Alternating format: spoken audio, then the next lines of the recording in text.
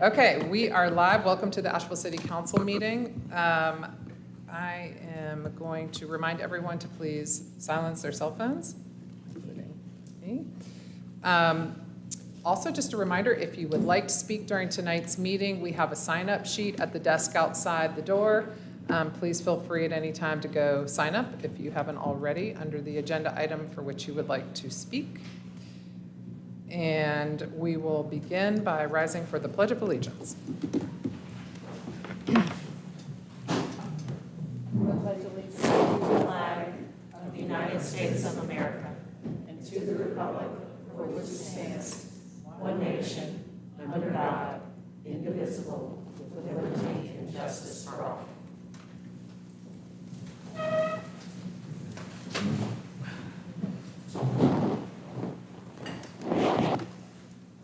Okay, we're going to begin our agenda, as we always do, with our consent agenda. We have a request to vote on item I separately. Do I have any questions, comments, or motion to adopt the consent agenda without item I? So moved. So moved. Second. Okay, I'm wondering if that's close enough. Second. Okay. All right, we have a motion and a second. Are there any questions, comments? All right, all those in favor, please say aye. Aye. Any opposed? Oh, and sorry, we had one person sign up to speak under consent agenda, Nina Tovish. But Nina, did you want to speak under item I? I did. Oh, thank you. All right, good. Sorry.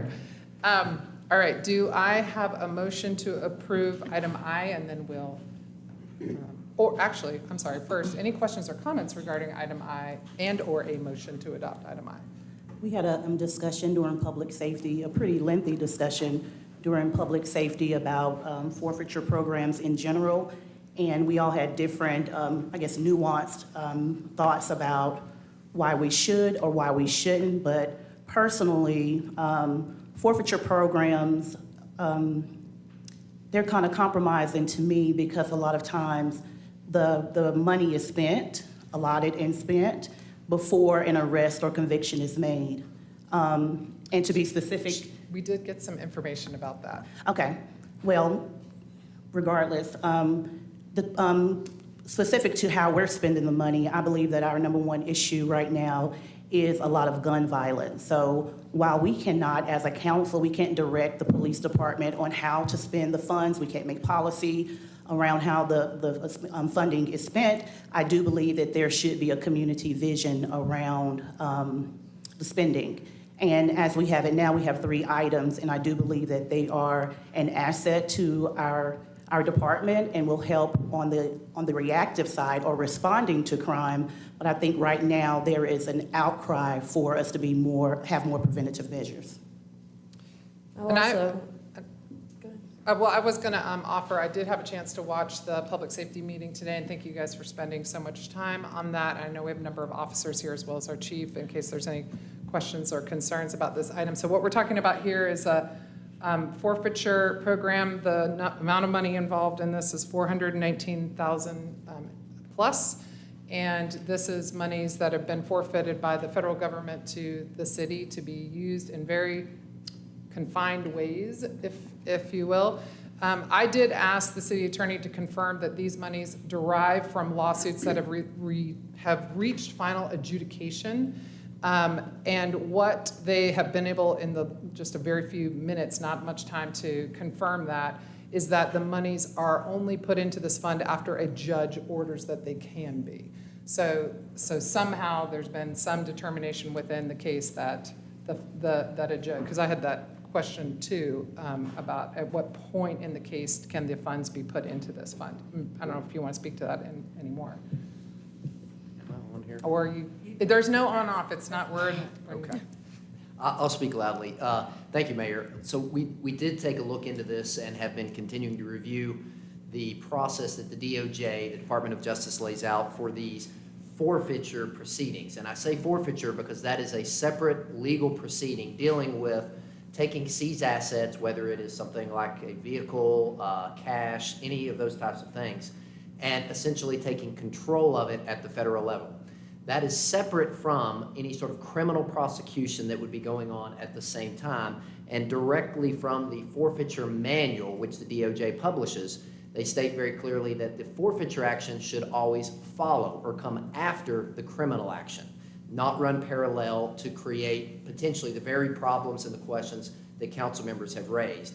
So per the manual, the DOJ essentially prescribes that you allow the criminal prosecution to take place to maintain any of the assets as potential evidence, and then only thereafter they would seek a judicial order for forfeiture, which would allow them through judicial action to take control, and it's those funds that are distributed. So then, thank you for that. Some other questions that I heard come up during the meeting was, can these funds be used, say, be allocated to outside the agency? And the answer that we heard was the cap is $25,000 per year total from the money. So not a significant amount of funds. And they also can't be used for salaries.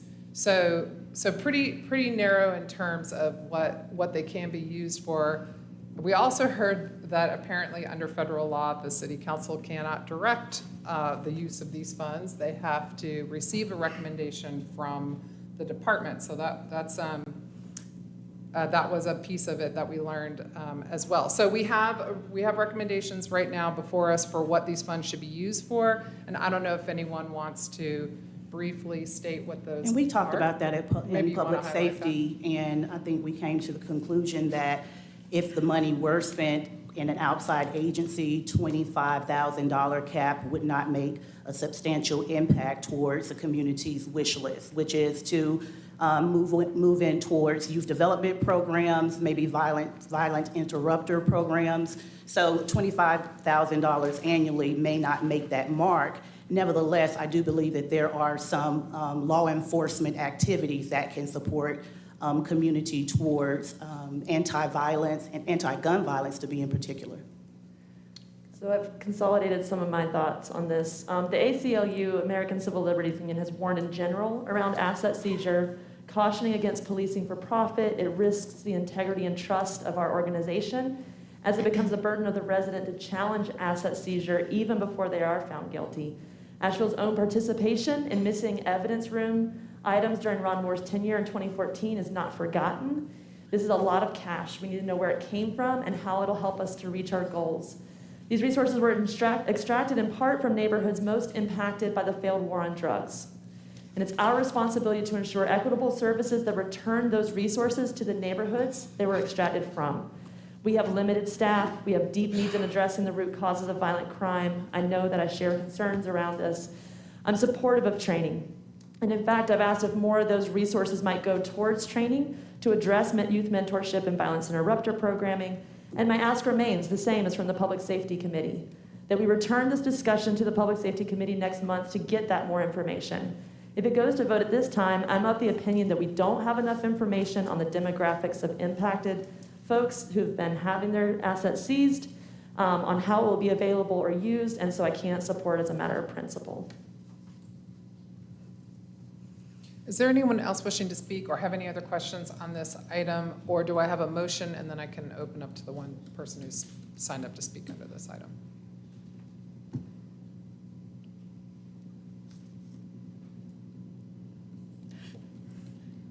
Or just awkward silence? Go ahead. May I make a motion that we delay this so that public safety can get a little further information from APD and have further discussion? Second. And I would say to that, we push this issue and we push that point. Can we bring it back? Can we have a different itemized list of things that you can spend on? And we exhausted that conversation at this point. I believe it's time for a vote. Yes, Shanika is absolutely correct. Like she said, as far as additional information that you don't have that we were able to get from public safety. And basically, if it's any way that maybe the police, Captain Zach can maybe speak to that, to explain that to, or either Brad, Brad basically gave us the. And just Well, to, and I would just echo, I think, speaking to the vice mayor's point, I mean, it did seem like it was a very exhaustive conversation. What I heard remaining were concerns about the concept of this program in general, which is a federal program. And I think, obviously we don't have control over whether this program exists. It exists. I mean, maybe the federal government will revisit this program and others like it. I don't know. But this is kind of, it's already trickled all the way down to this point. in my understanding that, Sandra, you're on public safety, Kim and Vice Mayor, and the two of you are suggesting that you've already exhausted the Okay, conversation yes, at we public have. safety? So Okay. your recommendation is to vote on it and just accept the police? Okay, then I withdraw my motion. So I'll make a motion to approve item I. Second. All right, we have a motion and a second, and we have one person signed up to speak, and that is Ms. Tovish, and she knows the rules. You'll have 3 minutes to speak.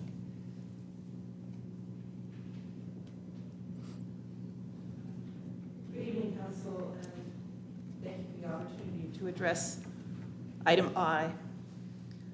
I understand that the provisions around this money are very specific about what sort of thing that they can be used for, and I'm not going to even address the issue of civil asset forfeitures in general. It's a hornet's nest. I note that this $4,119,000 and change has accrued since 2019, so it represents approximately 3 years' worth of monies that are now being put to use. That suggests to me that looking forward, there may be something on the order of $100,000 a year coming into city coffers from this program. Let's just say it continues at that rate. That's just a guess. I understand that this money can only be spent in certain ways, but we all know that cash is fungible. And so I suggest that going forward, when we consider what might happen with funds going to the police department, perhaps in future, we might consider setting $100,000 a year aside to subsidize rental fees for new members of the police force. The idea here is to provide an incentive for recruitment and retention for people in the police force. Asheville is an expensive place to live. And I don't know about you, but I would like to see the people charged with protecting and serving our community being able to live in it, to live amongst the people that they are charged with serving. Having the opportunity to become embedded in a community, to be in neighborhoods where people will know them and recognize them, interact with them in a casual, neighborly fashion. I think this is something that unfortunately we haven't been requiring in the past. I would like to see going forward that as people enter our police force, that they live in this city. And $100,000 a year would go a long way to making that possible for people entering our police force. Thank you for your attention to my thoughts this evening. Thank you. I don't have anyone else signed up to speak under this item, unless there are any other questions or comments. Take a vote. All those in favor, please say aye. Aye. Any opposed? No. All those in favor, please raise your hand. All those opposed, please raise your hand. Thank you. Okay. All right, that concludes our consent agenda. Now we're going to move on to the manager's report, and I'm going to hand it over to Deborah Campbell. Thank you, Mayor and Council, and I have 3 items I'd like to share with you tonight as part of the manager's report. I somewhat apologize for the number of items on this agenda, but for the past couple of meetings, I've not had an item on the agenda, so I'm kind of making up for lost time in the months that I missed. So the 3 items I have for tonight are, first, and this is one that I really am so pleased to present to you, an employee recognition with the Asheville Fire Department that I will recognize. Second is an update on the comprehensive facility study that will be presented by Walter Ear and Jay Dundas. And then third is an update on Memorial Stadium Mountainside Park that will be presented by our Recreation Director, D. Tyrell McGirt. And if you can go to the next slide. So key takeaways. City of Asheville employees are heroes in lots of ways, but I'm always pleased to acknowledge their exemplary work all the time, but especially when an employee does something extraordinary and beyond the call of duty. Next slide, please. So tonight, we would like to recognize our City of Asheville hero, Captain Anna Weezy Pickman, and our fire department for saving a man's life while off duty. And is Miss Pickman in there? Okay, great. All right. Next slide, please. So on August the 7th, Asheville Police Department Captain Anna Pickman came across a house fire on Fairfax Avenue while driving by. Although off duty, Captain Pickman left her car and headed toward the burning building in civilian clothes when she heard a call for help that someone was still inside. She noticed her AFD colleagues had not yet arrived and knew she needed to take action. Captain Pickman immediately approached the burning house and walked around to the side where she found a man crawling out of a door from a room full of smoke. She quickly ascended the stairs and assisted in pulling the man out of the door, away from the building. The man was transported to the hospital for smoke inhalation and burn injuries. He was later released from the hospital and is expected to make a full recovery. Next slide, please. Our City of Asheville hero. The actions of Captain Pickman undoubtedly saved this man's life. Chief Burnett presented Captain Pickman with the Chief's Challenge Coin for her exemplary service. She will also be recognized at their annual awards banquet. The City of Asheville is proud of Captain Anna Weezy Pickman and the exemplary courage she displayed. Next slide, please. So thank you, Captain Pickman, and if you would come up and be recognized, and I would like to recognize her in a different way.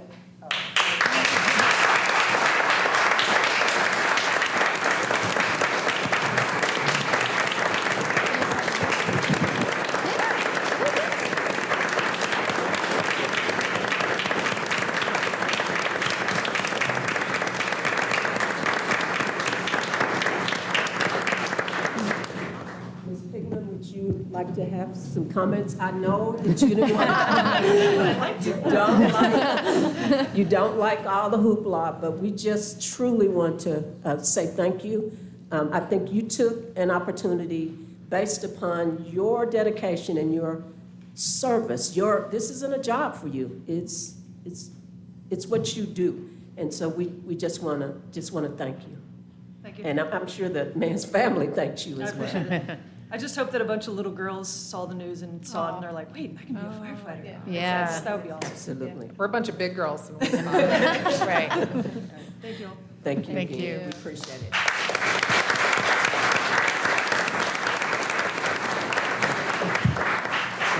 Chief Burnett. If I may, we can talk about Captain Pickman all night, but I also want to recognize her crew is here with her tonight, and they're normally the ones that she fights fires with and saves life with every shift. She was off duty, so she didn't have her crew with her that day, but they were definitely there with her in spirit. And the crew that was working were there shortly after to help Captain Pickman. 10 years ago, Captain Pickman, who has a master's degree in social work, recognized that the behavioral health of our first responders was a top priority. And so with a small group of folks, Captain Pickman organized the WNC Peer Support Group, and she is now a leader in our region, providing behavioral health support for first responders throughout our region. She also teaches all of our new recruits stress first aid, and all of our new supervisors stress first aid as well. So I didn't want to not take this opportunity to not only recognize her as the hero that she is, on that day, but here as she is every day to our first responders. So thank you. And could I get the crew to please stand as well?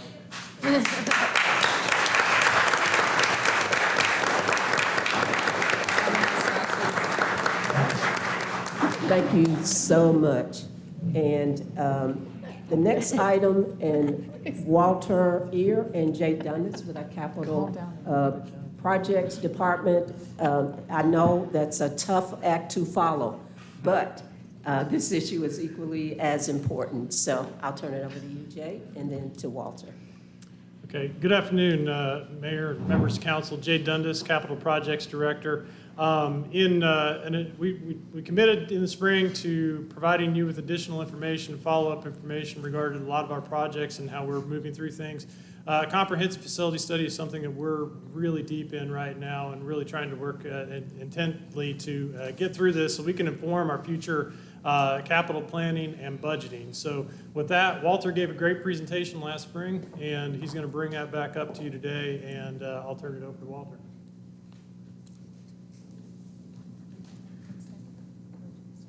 Good evening, council, staff, mayor. Thank you for letting me join you here today. My name is Walter Ear. I'm the Building Construction Program Manager in the Capital Projects Department. This is an update of the Comprehensive Facility Study presentation that I gave to council in March. And similar to last meeting, I've got a lot of slides, but also a lot of pictures to keep the audience engaged and hopefully keep the content moving quickly for the sometimes dry topic of facilities. Feel free to interrupt if you have any questions. After this presentation, I hope you walk away with the following key takeaways. The facility study will present maintenance needs and expected growth as a lens through which we prioritize our facilities and associated projects. We will gain long-term capital planning and forecasting tools that will help us think through our projects in increments of 5 and 10 years and beyond.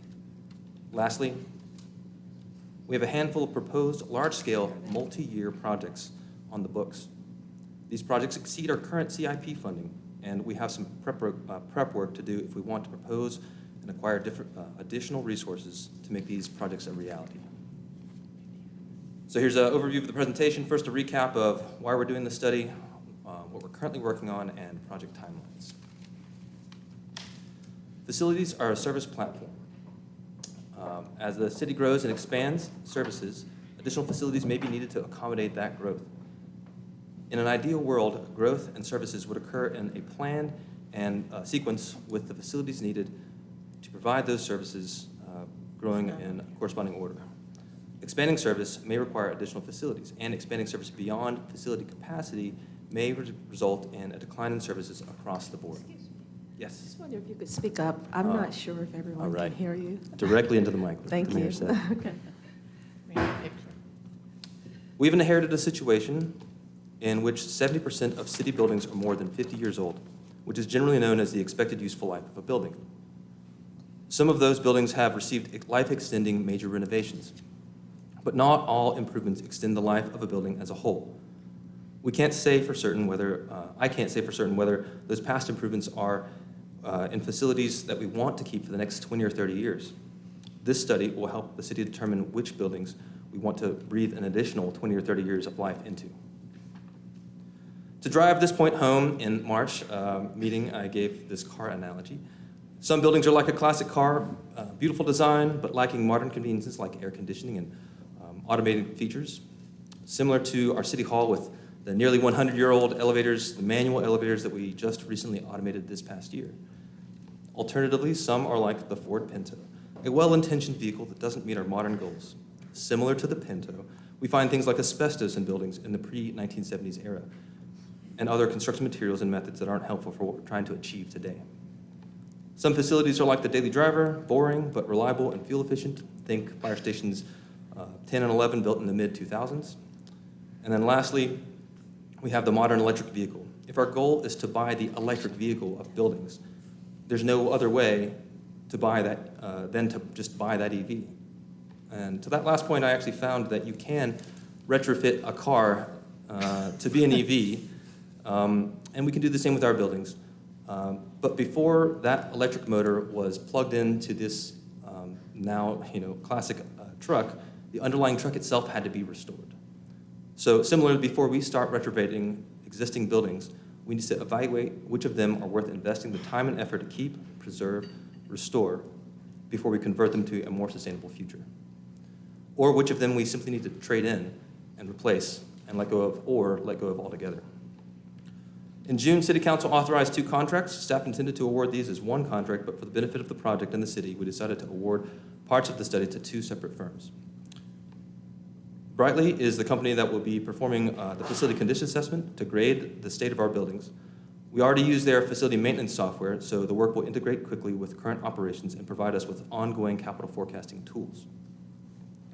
Creech & Associates is a highly qualified architectural design and planning firm. They are leading the overall study and will develop space needs and growth plans and help us to develop and curate our capital plans. The result will be a handful of different scenarios to consider, and those scenarios will help us to understand the impact of various decisions and associated funding strategies. The study will develop a facility condition index, or FCI, similar to the PCI, or pavement condition index, used by Public Works to communicate their maintenance needs. There are other lenses that can be used, but we believe that the maintenance lens is an essential starting point for our facilities. The study will also evaluate facilities growth as it relates to population and staff growth. It will incorporate past studies that evaluated proposed service expansions and the facility growth needed to handle that expansion. And the study will evaluate and confirm whether future fire and police projects are in the right areas of the city. Growth and expanded service delivery will provide another layer to the prioritization lens. I have a few timelines to share with you. The first one is an example timeline of a large-scale, multi-year project. This includes projects like the Public Works Department relocation and the new transit maintenance facility, or the renovation of the Thomas Wolfe Auditorium. These are projects that exceed our current CIP funding, and with the possible exception of land acquisition, they'll require us to consider this type of timeline to plan and prepare for a large-scale, multi-year project. Here's an example of the type of curated capital plan that our consultant, Creech & Associates, will propose. It's a graphical approach needed to illustrate the proposed options. On a conceptual basis, the important thing to note is that on the top we'll have our larger phase projects going on up top, and we'll still have the smaller but still high priority projects vying for the same capital dollars on the bottom. Was I not on the right? Oh, I was not on the right, sorry, I was not on the right slide. Pressing the buttons, but it didn't move. Supporting those capital plans will be data-rich capital planning and forecasting tools from Brightly. Here are some examples of 2 communities that have used this software. I'll note that technology gives the appearance that things are simple to use, but they take time to get looking right. So I'll set up expectations that this will be available towards after the study's done. But just to say that they will support this graphical plan with rich data. Lastly, for the timeline for the study, we'll come back later this year with a FCI, with the results of the FCI assessment, and sometime next year we'll have capital planning information to bring to your attention, and then at the summer, June of next year, we'll be able to provide the final presentation with the study's findings and for adoption of a comprehensive facility master plan. In summary, here are the study's deliverables. There are a little more here than I was able to get into in this presentation. And then lastly, you all may be familiar with the expression, how do you eat an elephant? One bite at a time. So I'd like you to consider these bite-sized takeaways. There are many lenses through which priorities are established. The study will bring an understanding of what it will take to make the city's public buildings safe, comfortable, and desirable places to work and visit. We'll combine layers of maintenance and growth as a lens through which we can objectively make recommendations to council for prioritization. Ultimately, through this lens, we may see that if we don't have enough resources to maintain or grow facilities, we may be challenged to provide expanded services. Without those resources, we may also discover we need to make significant operational changes in order to adapt to the constraints of city facilities and capital budgets. The city has many goals, and in order to achieve the larger CIP goals, the study will provide tools to consider longer-term planning horizons. And again, I'll reiterate that larger-scale multi-year projects exceed our current CIP budgets, and additional preparation work and time will be needed to acquire resources on that scale. Thank you. Thank you, Walter, Walter. if I may. Yes. I've seen you present this a few times, but the 1974 Ford F-100 was new. And I love it. I love the analogies that you bring, and it made me think about a deconstruction ordinance. I know there's a lot of folks that are concerned about preserving the cultural identity of Asheville and our neighborhoods while we grow, and that's what that read as to me, as like an opportunity to use what we have and to honor what we have. So thank you for that. I wasn't sure if a deconstruction ordinance has been brought up in this, but I wanted to go ahead and add it to the conversation. Thank you. And then another thing, dashboard. The dashboard around the bond program was so helpful in maintaining public engagement and to continue to build trust with our bond program. So I would definitely support that. But I appreciate there's a lens around growth, but we haven't heard a lens around equity, and I know that's a key priority for this council. So as we're seeing these items come forward, I wonder what it looks like for us to have another review. I anticipate we'll hear recommendations from the Community Reparations Council, for example, or how we could apply our TDA funds. So when will we expect to see more?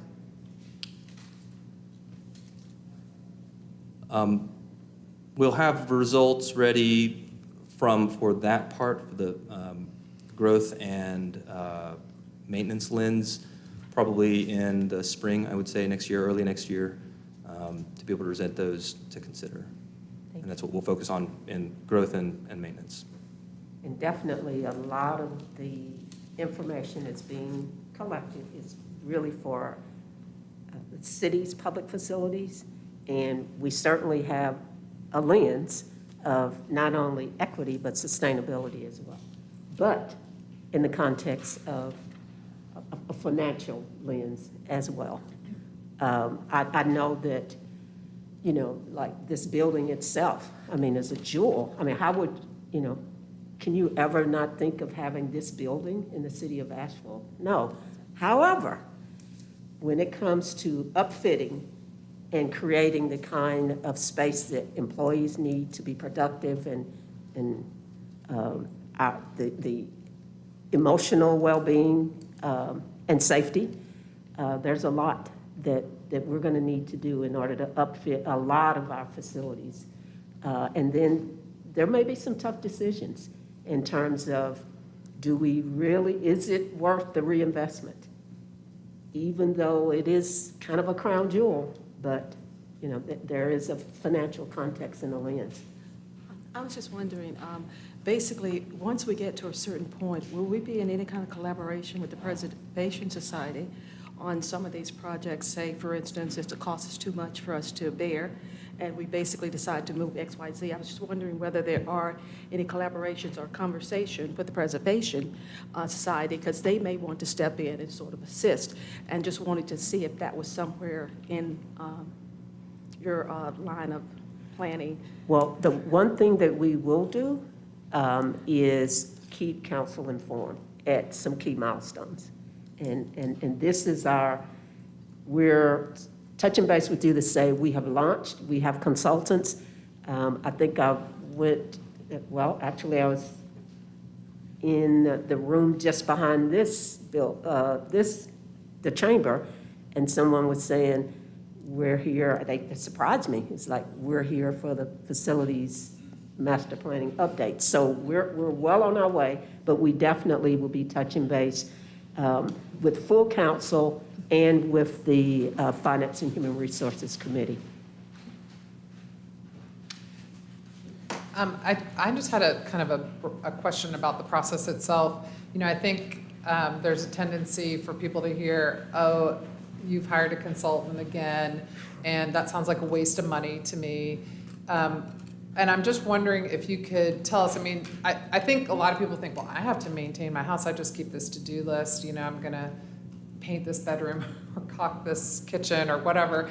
But we're talking about an incredible number of facilities and trying to time everything correctly, make these decisions about whether or not it's worth the investment, when that investment should happen, how it should happen relative to the other facilities we have. So my sense is that the cost of getting ourselves organized and strategic around this pays for itself in the savings over the years because you did do all this planning and preparation. But could you speak a little bit about why do cities need to hire somebody to help them work on this process? Certainly. So with this slide, this is about 900,000 square feet of facilities. Our overall portfolio is 1.6 million square feet. My full-time job is to manage the overall facilities building construction portfolio. So it takes a considerable amount of time that staff may see folks walking around their spaces. They're actively right now sending a staff of 4 people this week to go through a number of buildings. So it simply takes a lot of time to walk through those buildings and then to do it all at the same time in the same manner from the correct professional eye. They've seen these buildings all over the country.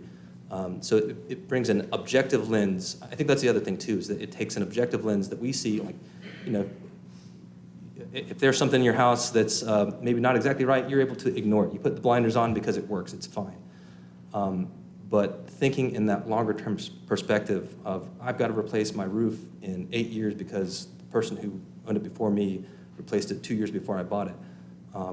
I don't think that it's hard to get outside of the mindset of the day-to-day and start planning in that 10-year horizon for that thing that I need to do, but I'm just putting off.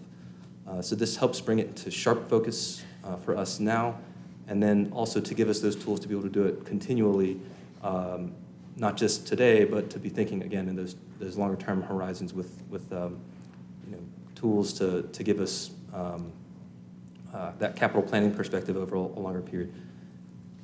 And oftentimes, we just don't have all of the technical expertise that we need on staff. And so we're essentially are kind of buying some additional expertise and approaches to how we look at facilities. And as you said, Walter, the objectivity of, they can step back and literally give us facts without kind of that emotional attachment that we have sometimes with some of the work that we do.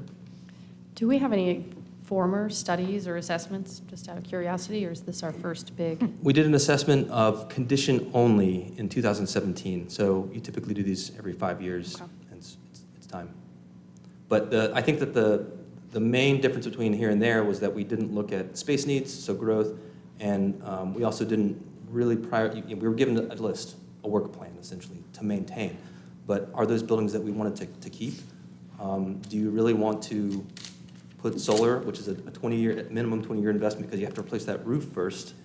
Yeah. So essentially 2 20-year investments in a building that isn't really fitting your needs. So that prioritization lens is going to be critical. And the connection to the the financial expense of what it will cost in order for us to do this in a rational and timely manner. So Mayor, to answer your question, there's a lot of work there, a lot of buildings to cover.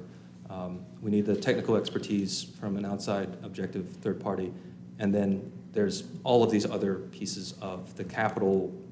It's just so much funding required to get these things done that all those layers are going to be aided by having an outside entity provide that service for us. Thank you. Thank you, Walter. Thank you. I believe that's it. Dee Tyrell, I think you are up to give us the update on Memorial Stadium, Mountainside Park. And then once Dee concludes his presentation, that will conclude the manager's report. Thank you for your patience, Madam Mayor, Madam Vice Mayor, Council.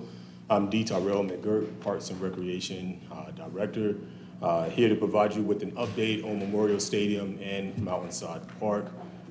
The purpose is just to give you all an update on kind of where we are with this project moving forward. Jay Dundas, Director of Capital Improvement Projects, is also going to be presenting a little later on in the presentation.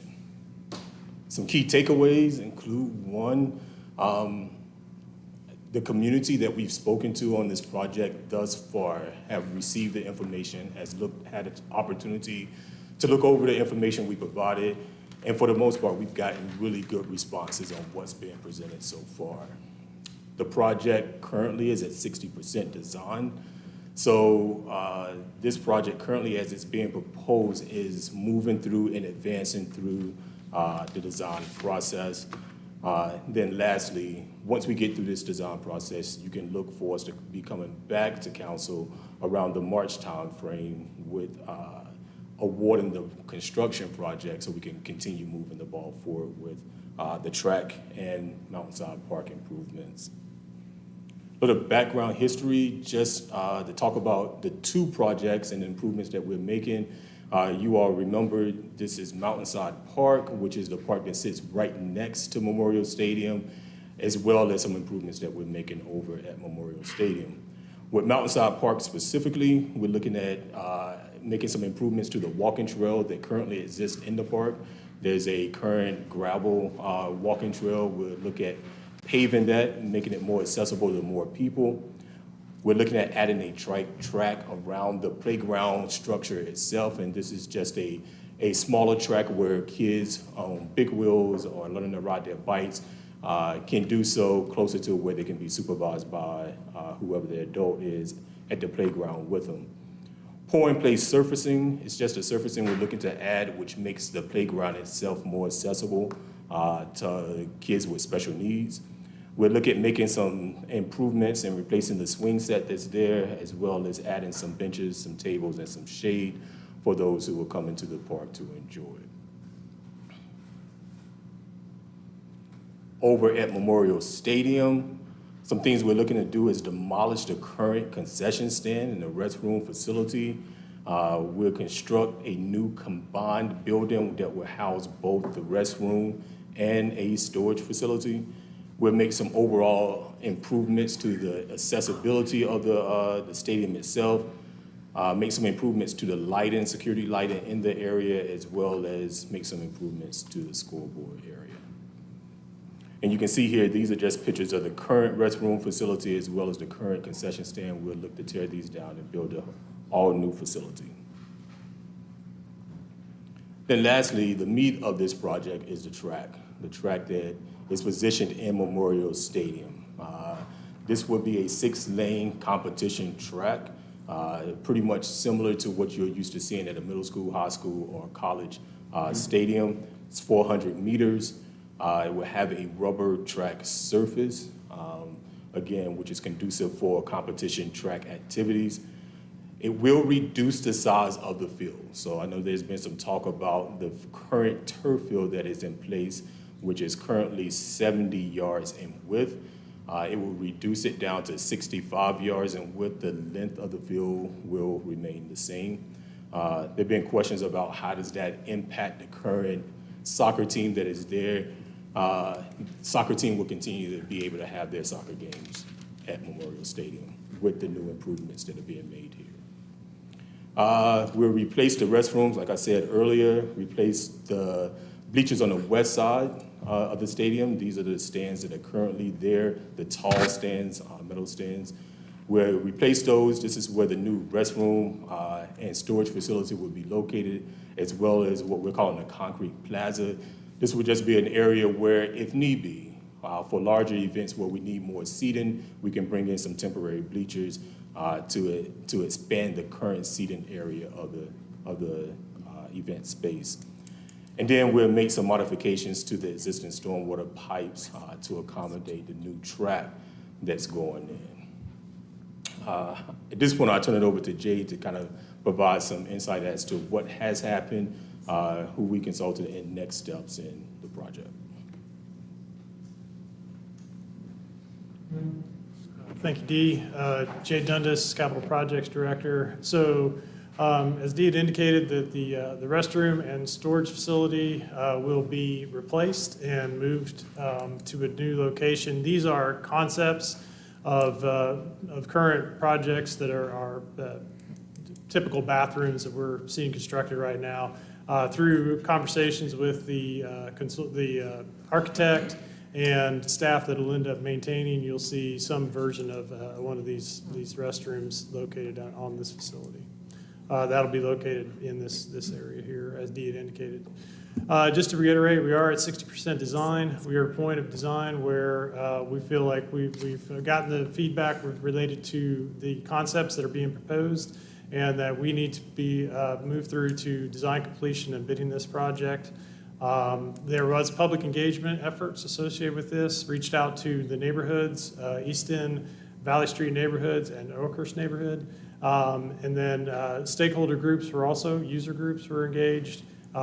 We had public announcements who kept up the project page on the city's website. And then there were two separate events that took place in which the renderings and the concepts were presented. One was at the site, and it was in a torrential downpour, but for the most part, it was dry and people got to come out. We had good attendance. Feedback, we've had the community members that support the track concept have been participants in these meetings.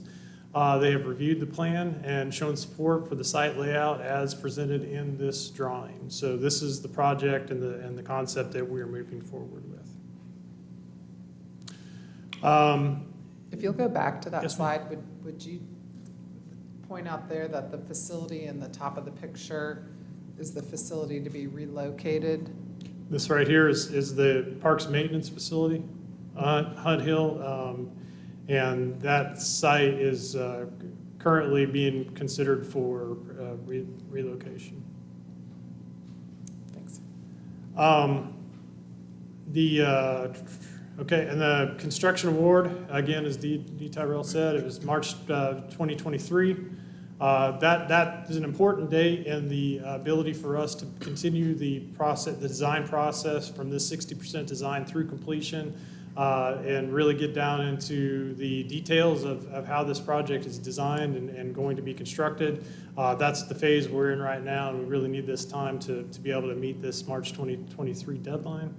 The project is a fairly lengthy project. When we meet the March 23 deadline for design completion and construction award, we'll begin construction in May of 2023, and it'll be a year-long project to make all of these improvements. So with that said, that's the project as we have it today, moving forward, and I'm happy to answer any questions you might have. And Mayor, just one clarification about the Hunt Hill.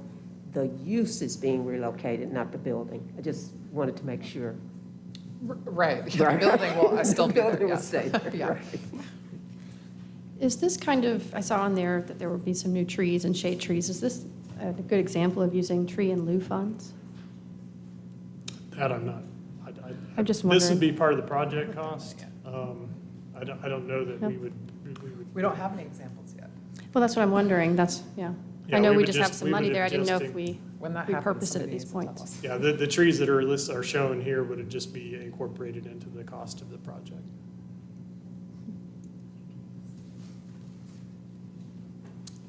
Thank you. Thank you, Thank Jay. you.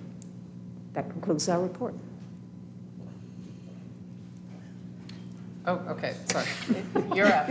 I know, I was spacing out because it's flip-flopped on our presentation here, so.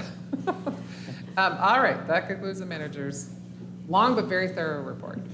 Okay, we're to the public hearings, and all of the public hearings need to be continued. So first I need a motion to continue public hearing item A until September 13th, 2022. So moved. I'll All right, second. Sage. Sage, yeah. So, all right, all those in favor, please say aye. Aye. Any opposed? All right, I need a motion to continue item B on the public hearings agenda until September 13th, 2022. So moved. I'll second. Okay, all those in favor, please say aye. Aye. Any opposed? And then finally, item C, I need a motion to continue this item to October 11th, 2022. So moved. Second. All right, we have a motion and a second. All those in favor, please say aye. Aye. Any opposed? Okay. All right, we're going to move to We're going to move to new business. The first is a resolution to approve a purchase and sales agreement with Laurel Street Residential LLC for the development of mixed income and affordable housing at 319 Biltmore. And Sasha Bertinski, No, Nikki, it's not. you slipped in there. We're a team tonight, so Sasha will be on a little bit later. But yes, Nikki Reed, I'm the Director of the Community and Economic Development Department. I am joined by Sasha Bertinsky, our Affordable Housing Officer, as well as a representative from Laurel Street Residential, Ron Stewart. So you'll be hearing from the three of us tonight, and I will tee it up with our first set of slides. So really key takeaways, this is a mixed income project that will deliver 215 units with 65 of those being affordable. That affordability is spread across 1, 2, and 3 bedrooms, and we'll kind of dive into that a little bit later. Laurel Street is proposing the following terms and financing. So the land purchase price as the subsidy for the affordability for $1. That is for a 30-year period of affordability, and the city will fund the construction of a traffic signal at the White Pond Drive, John Walker Avenue intersection there at Biltmore Ave.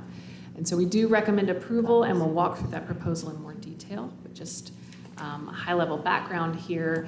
So the original request for proposals was issued on this property based on the proposed development of a mixed income and affordable community to really complement the Maple Crest apartments there. This proposed purchase and sales agreement is really our next step in the process with Laurel Street. And then thereafter, they will continue to refine the project and then pursue entitlement, so really go through the conditional zoning process. We brought this forward to the Housing and Community Development Committee, and they voted 3-0 in favor of approval, and that was on August 16th. Okay, so a little site picture there. So you can see that the site here is about 5 acres, pad-ready sites. Those improvements were done in conjunction with the Maple Crest redevelopment there to really support that connectivity. You'll see that new roadway was not there before. It was really the Matthews Ford dealership site, so that building was demolished as well as some environmental remediation done, and then that roadway was constructed to connect Maple Crest to Biltmore Ave. And a little bit of background here. So the city acquired that property using bond dollars in January of 2020. The purchase price there at 5.3, roughly $1 million per acre for the total site. Demolition of the building, that environmental site remediation, those infrastructure investments was about $400,000 in bond funds. And so we are looking at the future investment of the traffic signal and estimating that to be around $400,000. And then really we have that last note there to also state the city's investment in the affordability at the Maple Crest apartments as well. So a little bit of background there, but now I will turn it over to Sasha to walk us through the proposal. Thanks, Nikki. Good evening, Councilwoman. So our proposal here, we're looking at approximately 215 units. 20% of those units would be affordable to those at 60% of area median income, approximately 43 units. And half of those units would accept housing choice vouchers. And an additional 10% of the units would be affordable to those at 80% of area median income, which is approximately 22 units. These numbers could go up, but this is kind of our baseline here that we're working on for this agreement. So for these units, there's a mix of 1, 2, and 3 bedrooms, which is something we've heard from the community and council members in the past that are important so that we can accommodate families in our community. For the 60% area median income and below units, we have 22 one-bedroom or studio units, and half of those accept vouchers. 15 two-bedroom units, 6 three-bedroom units, and half of each of those are accepting vouchers. A little bit more than half for the 3 bedrooms. So that gives us a total of 43 units.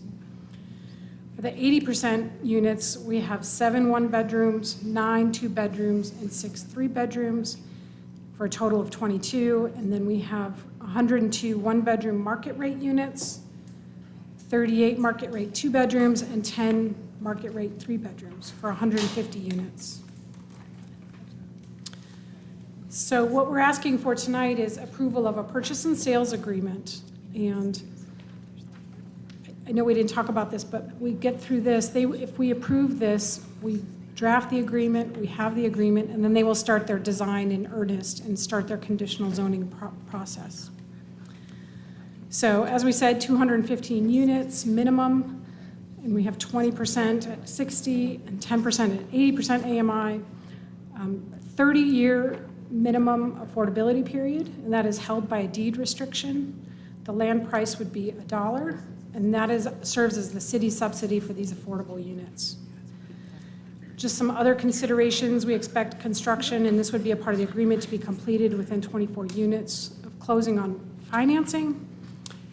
Laurel Within Street 24 months? 24 months, what is it? You said 24 units. Sorry, 24 No, it months. takes 2 years. 24 months, yeah, 2 years of construction. Laurel Street has a 30% minority and women business goal, which is higher than the city's standard goal.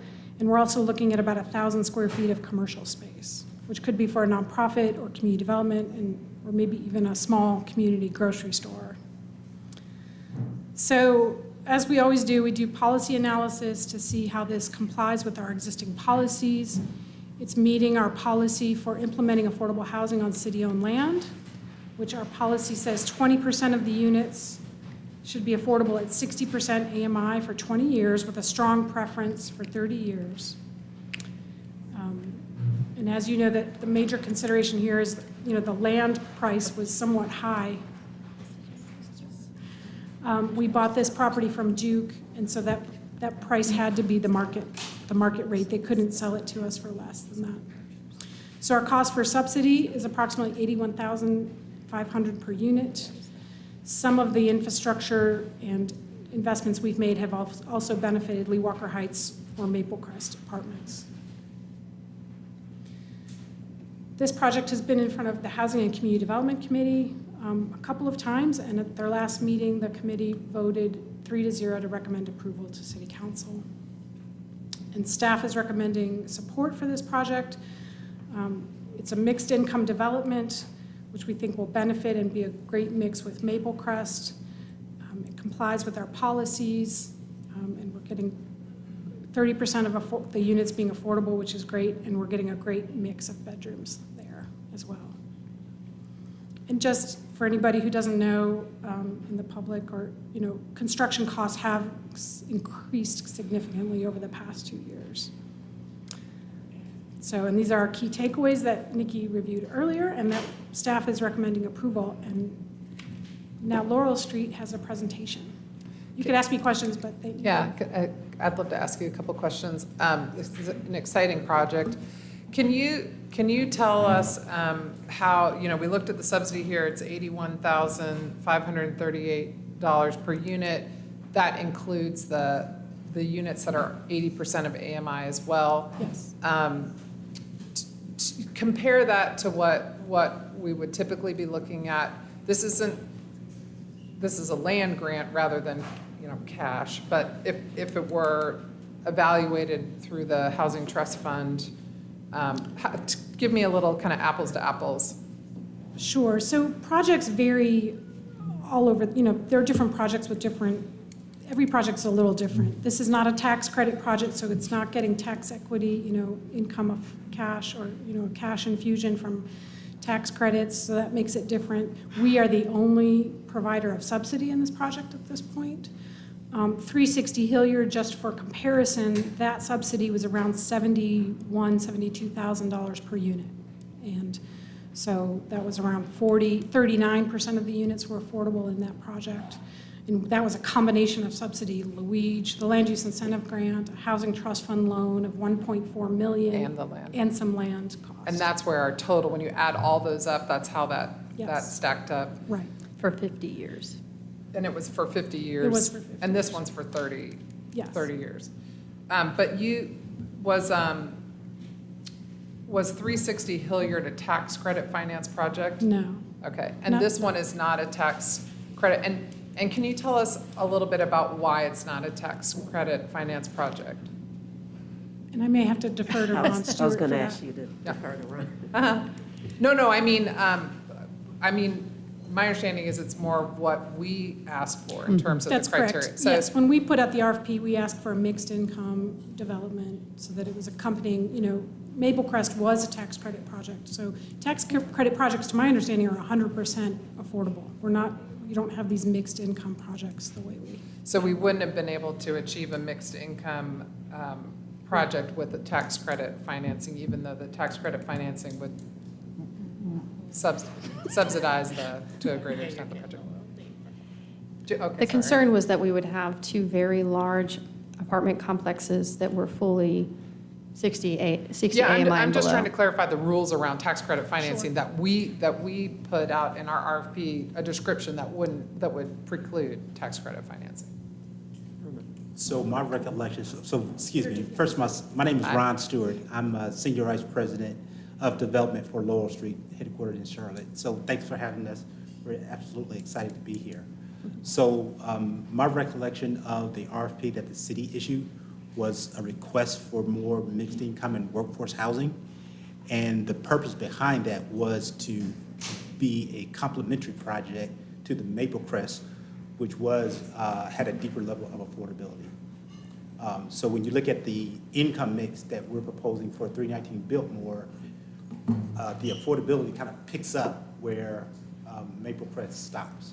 If memory serves me correctly, Maple Crest has an income mix of 30s, 60s, and 80s. We do have 60% AMI units in our income mix. So it aligns with city policy, but then we have a tranche at 80% as well as several units, about 150 or so units that are at market rate. Thanks. So if there are no questions for me, I would let Ron take over. Are there any other questions for me? Well, great. Well, again, my name is Ron Stewart. I am Senior Vice President of Laurel Street. Madam Mayor, Madam Vice Mayor, members of City Council, Madam City Manager, thanks again for having us.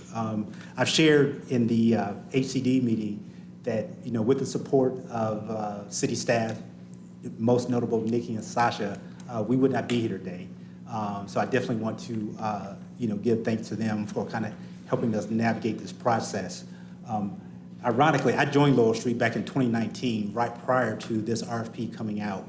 And so for me, this has been a journey because I kind of led the charge for originally pursuing the project, which initially we did not win.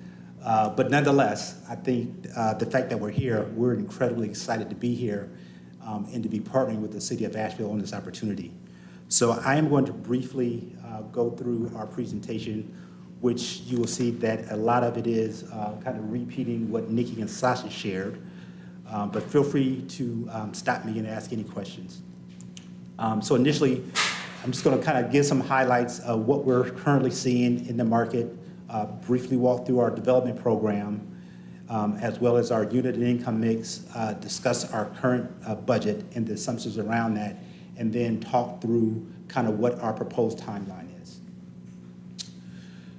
So as many of you may know, the market overall has been very volatile in terms of construction costs, labor shortages, as well as the availability and the pricing around materials. This is directly due to a lot of supply chain disruptions that's caused to the pandemic. We are still seeing some of those challenges, and we've been working with our construction partners how to try to mitigate those so that, one, we're getting materials at the best price possible, as well as being able to staff projects and execute on those projects in a timely manner. Some of those ways that we're doing that is as soon as we identify a project, so for example, on a project like 319 Biltmore, although we're over a year away from starting construction, we're already talking to our construction partners, trying to get them locked in and committed to the projects now so we don't have to worry about staffing shortages later. Another way that we kind of mitigate some of this construction volatility is once we're closer to closing, we will actually start working again with our lenders as well as our contractors to start securing materials, at least making those purchases if we know there's going to be a long lead time. The other issues we're seeing in the market is this, honestly, it's a tight labor market, not only in the construction industry, but just throughout the economy. And again, the way we're trying to mitigate that is partnering with construction firms early in this process so that not only can we plan appropriate, but so that they can plan staffing levels to meet our designated timeline. And then finally, I would add that due to the inflation that's been occurring in the market as a byproduct of the pandemic, the Federal Reserve have already raised rates multiple times thus far this year, and we're anticipating a couple more interest rate hikes prior to us closing in the fourth quarter of 2023. When we financially underwrite a transaction like this that is not going to close for a year from now, we try to build that into the model so that our assumptions can survive fluctuations in the market. So for our development program, as Nikki and Sasha alluded to, as currently proposed, we are looking to build a minimum of 215 units. That will be a mix of 1, 2, and 3 bedrooms. We've been very focused on trying to provide several 3-bedroom units, because what we've heard from city staff is that there's a strong desire to have units, especially at that affordable levels for families. So we heard that, and we're building it into our design. Additionally, as a part of the overall project, because this is a mixed income project, we will have on-site leasing. We will have a residence lounge, a fitness center, a business center, and then we're also trying to build in a lot of open green space so that the residents can have somewhat of a sanctuary to be on-site. But then also, we're trying to design this project so that it directly relates to Maple Crest. We've watched Maple Crest kind of come out of the ground. We have originally worked alongside Mountain Housing in original pursuit of this, so we want to make sure that this project does not turn its back on that Maple Crest, and so that this is a kind of a cohesive community. Additionally, we're also planning to have approximately 1,000 square foot commercial space with the goal of recruiting either a local nonprofit or a local community development entity to occupy that space at below market rental rates. And then lastly, we're building in some level of surface and structured parking that would satisfactorily park this project so residents can have convenient parking. So now about our unit and income mix. So again, we will have about 10% of the units that will be income restricted to households making 60% of the local median income. We have been also in discussions with the Asheville Housing Authority about receiving housing choice vouchers for another 10% of the 60% AMI units. And so we owe David Nash actually a letter to make that request final. And so coming out, assuming we get approval this evening, coming out of this conversation, we'll submit that request to the Housing Authority so that they can put that into their annual plan. And then thirdly, we have another tranche of units, another 10% that will be income restricted to households at 80%. And then finally, the remaining 150 units will be at true market rate units. So that makes up a total of 215 units. So for the budget, based on our current assumptions, and this is also taking into consideration continued escalation and pricing volatility through the end of 2023, we have created a development budget that totals just under $52 million.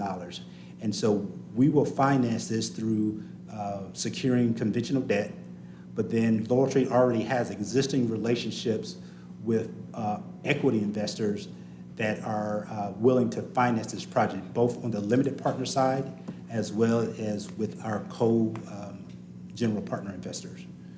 That $52 million price tag is breaking down primarily, obviously, of hard costs that directly speak to the construction, and another $4.8 million that involves just mostly design and construction costs that we'll start that as soon as we get approval for this project. And then just again to reiterate, we are proposing a 30-year deed restriction for the affordability period. And then lastly, I would just kind of touch on kind of what our milestone schedule is. So as previously shared, we did present to the Housing and Community Development Committee last week. We are now coming before City Council seeking approval. Assuming that we do get approval this evening, we will immediately transition into the rezoning of the site. And based on conversations with our design and civil team, we are projecting that'll take about 6 to 7 months. That will put us into early first quarter 2023.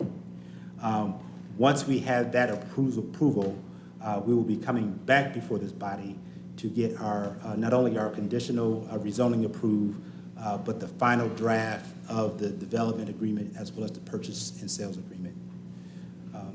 With that approval in hand, we will then complete the rest of the design for the project, and then by fourth quarter of 2023, submit for and assume to receive our building permit, which then will allow us to transition into closing on our financing. And then again, we anticipate that this project will take 24 months to build. So we anticipate being able to accept our first residents late 2025 and early 2026. So with that, that concludes my presentation tonight, and I will make myself available for any questions. Yes, Okay. ma'am. Thank you, Mr. Stewart. I love the project. I think it's definitely something the community needs. However, I was just wondering if, I know the 1,000 square foot that you have reserved for, like you said, nonprofit or small grocery, whatever. Yes. I was just wondering if there's any way they could sort of dedicate or reserve it for some type of grocery or food, service, convenient, affordable, convenient store or some type of grocery specifically for that. And the reason I say it, because you've got over 500 units of affordable units there, and you're in a food desert. No one has, I mean, if you don't have a car, you can't even get to, basic needs. So if we could sort of, is there any way that could be incorporated into that is space is dedicated specifically for some type of grocery, convenient? That is possible, yeah. And we obviously have, because we're still kind of early in the process, we have not committed to any organization. So, once we get into the, full design of the project, simultaneously, we would also start reaching out, working with city staff, one, to identify potential community organizations, but then also using our network to see if there's options for some type of retailer that can put, I call those type of spaces like almost like a bodega, where it's not like a full-fledged grocery store, but a small like convenience store. Exactly. Where households can literally just walk down the street. Exactly. And obtain, bread, milk, toothpaste, things like that. Yeah. But we would actually take a kind of multi-pronged approach to that process of identifying who that commercial tenant would be. Yeah, like I would feel real good about it if that was definite, because the need is so great there. Otherwise, it's sort of, you put them in the middle of a desert like That's right. Yeah, we do realize that there's not a lot close. Yeah, so thanks. absolutely. Okay. I'll echo some of that. There are so many things to celebrate about this project. I had hoped to have seen a little more commercial space or maybe like a childcare or something, but nonetheless, it's a very exciting project. I do have a question about some numbers that I think I missed in the HCD. Would you mind scrolling up a few slides and let me ask you something? One more. Well, and maybe the city's slide is similar. So I just realized when we look at projects and we say, the affordability is 80% AMI and below, and half of those will accept vouchers. We literally say half, and I realized, and I'm sorry I didn't notice this before, but half of affordable units here would be 34 units. And we're ending up with 22 accepting vouchers, not 34. And I think it's just a simple oversight. It may not even impact a pro forma because some of those 60 and below AMI categories naturally qualify for the voucher, right? So I'm wondering, and I actually think the city slide shows it better, but. It's in the presentation. Yeah, I don't know if we can. It's in the city's presentation. Yeah, that's what I'm saying. I think the city slide shows what I mean better. And it may not be a big deal, but it could be 12 more voucher accepting units. Well, and I'll add that, right now, based on preliminary discussions with the Housing Authority, our original discussion was around the 22 units to receive housing choice vouchers. So that does have an impact on the underwriting of the project. I think based on where we're at currently, I think we would go back to the Housing Authority with our official request and ask that all 44 of the units that we're showing in our model Right, great. receives housing choice vouchers. I wondered, since they naturally qualify, that's great. Right, and so Even like I better. said, again, the goal would be, again, assuming approval this evening, we would then draft our official request to the Housing Authority for the maximum number of vouchers so that they can put it into their annual plan. Even better, thank you. Absolutely. Okay, another question. I noticed that you keep stating a minimum units of 215. And so I just wanted to sort of, if you could elaborate on why you keep saying a minimum. Is there is a possibility that there will be more units there? There is a possibility, and so one of the delicate balances we were trying to walk here is keeping the subsidy request to just the land. So when we start talking about, additional uses like such as, more commercial or even like the childcare, we did examine that. That obviously adds costs, and then the gap grows. And so the same thing with more density. The more dense we make this project, there becomes a greater need for parking. And because of the site constraints, most notable the topography and just the geometric footprint of the site, honestly, it's difficult to park. Not only on a surface level, because we have to meet grades to make a certain number of parkings ADA compliant, so you can't have over a 5% grade change, but then also just, again, due to the topography, we're going to have to build structured parking. And when we look at a structured parking deck on a project like this, on average, you're going to spend probably about $30,000 per space. Again, our goal was really to try to keep our subsidy to just the land. And so as we try to make the project more dense, that's going to require more parking, thus our number goes up, which then starts to create a gap in the need for additional subsidy. You made me think of a question, and maybe this is for staff. Tonight, we are talking about the sale of this property. We're authorizing the sale of this property. And then once that's done, assuming that passes, you're off and running, and you're going to be doing a conditional zoning application. It'll come back to us. So you're not setting in stone, just as you mentioned, you've got some moving parts. Correct. So let me ask staff this. I know we have this RFP and it has these parameters, but let's say they go back to the drawing board and they say, you know what, if we use tax credit financing, if we got a 9%, for example,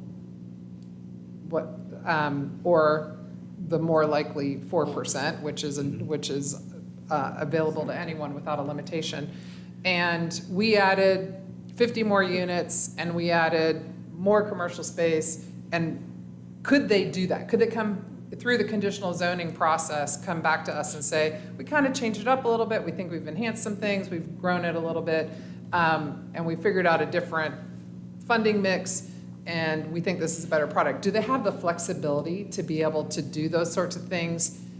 Okay, you guys are like totally looking at me like, we need minutes to think about this. And you might, but I'm just wondering because, I'm hearing you talk about the cost of structured parking. I'm hearing about only 1,000 square feet of space to do anything other than residential. I have been contacted by county commissioners asking, would this be a great location and opportunity to site daycare that's funded through the county here? What if that magically came together and there was an opportunity for that they helped fund that wasn't in your picture yet but might work with your project? Do you have the flexibility to make those kinds of adjustments and use that sort of creativity after this moment is what I'm asking. So I can speak from a design and financing structure. How it ties into city policy and process, I may have to defer to Nikki and Sasha. So globally, if we pivot from this workforce housing model, which is financed with private equity, so we have existing relationship with institutional investors that are on the sideline right now, ready to fund a project like this. If we would pivot to a tax credit deal, and in your scenario of 4%, I'm not, yeah. whatever tax credit. That's the more Well, and likelier also, scenario. I mean, if that's such a significant change, I mean, it's kind of like the people who responded to the RFP originally might be like, well, Give us another chance. yeah. Yeah, no. I mean, Well, but I would, I'm just, I would add that in doing a 4% tax credit transaction though, the equity would be drastically different. So it is going to cause a much greater financing gap, right? And so again, we were trying to keep ourselves aligned with what the city's goals was keeping that funding requests to a minimum to just the land, obviously it's possible because it's only money, right? But if the city kind of wants to kind of keep that subsidy to just the land, I'm confident that this workforce housing approach is the best approach for that. If we did pivot to a 4%, there would be a need to come back and request additional subsidy in the form of the land use tax incentive grant and or housing trust funds. That sounds like a start over and very complicated. Yeah, well, and that was going to be my other question. The level of subsidy here is already higher than the last and only other project we did with using city-owned land and leveraging it for affordable housing. And in that case, it was a land incentive grant and housing trust fund. Here, we're just only at land and we're already higher per unit than that last project. Do you anticipate that you'll need to come and ask for a housing trust fund or a land use incentive grant, or is this the ask, just the land for $1? This is the ask. And I know when we make reference to 360 Hilliard, we actually researched that project as well, just to look at that as a benchmark. And I know that project is up and operating now. But I'll also add to that project was really built. It's hard to make that apples to apples because one, the city's land basis in that project was significantly less than what it is here. I may be wrong about this, but I was under the impression that the city kind of bought this land originally and then came back after the fact and decided it wanted affordable housing here, but I could be wrong about that. But again, the land basis is just significantly higher.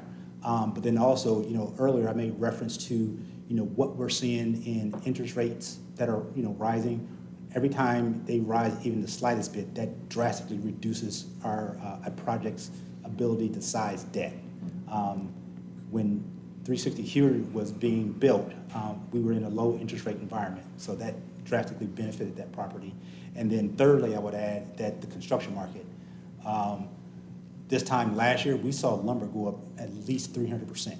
And that was just on lumber. Lumber has come back a little bit, but it never goes back to pre-pandemic levels, but we're seeing that across all materials. And so when you use the 360 project as a benchmark, it's not, I would argue, it's not truly apples to apples.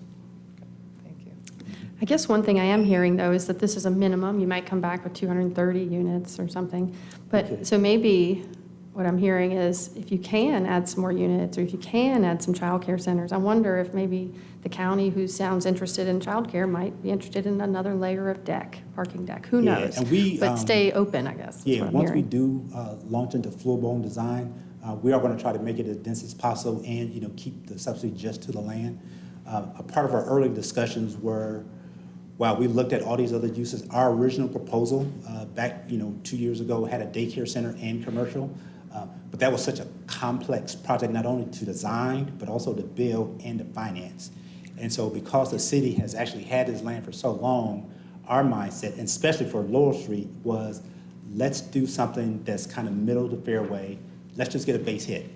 Like our intent as a corporation is to be in Asheville for more than just one project. And so the goal was like, let's keep it simple. Let's do something that we know we can kind of have our own base percentage very high, and let's make this be a success, and then that'll be the catalyst for the next project and many more to come after that. And I do appreciate what you said about basically the finance would be difficult because of the child care, and that's very unfortunate that a lot of private investors actually shy away from money projects that deal with child care. And that's something that's desperately needed, but the financing structure basically behind it makes it very difficult for properties to include it. It does, and I've done, I'm originally from Ohio, and I've done those. Honestly, I'm doing one in Durham right now. But in the case of the Durham project, it is heavily subsidized by the county, both on upfront construction costs as well as ongoing operation costs. Right, and I think that's, I'm not committing the county.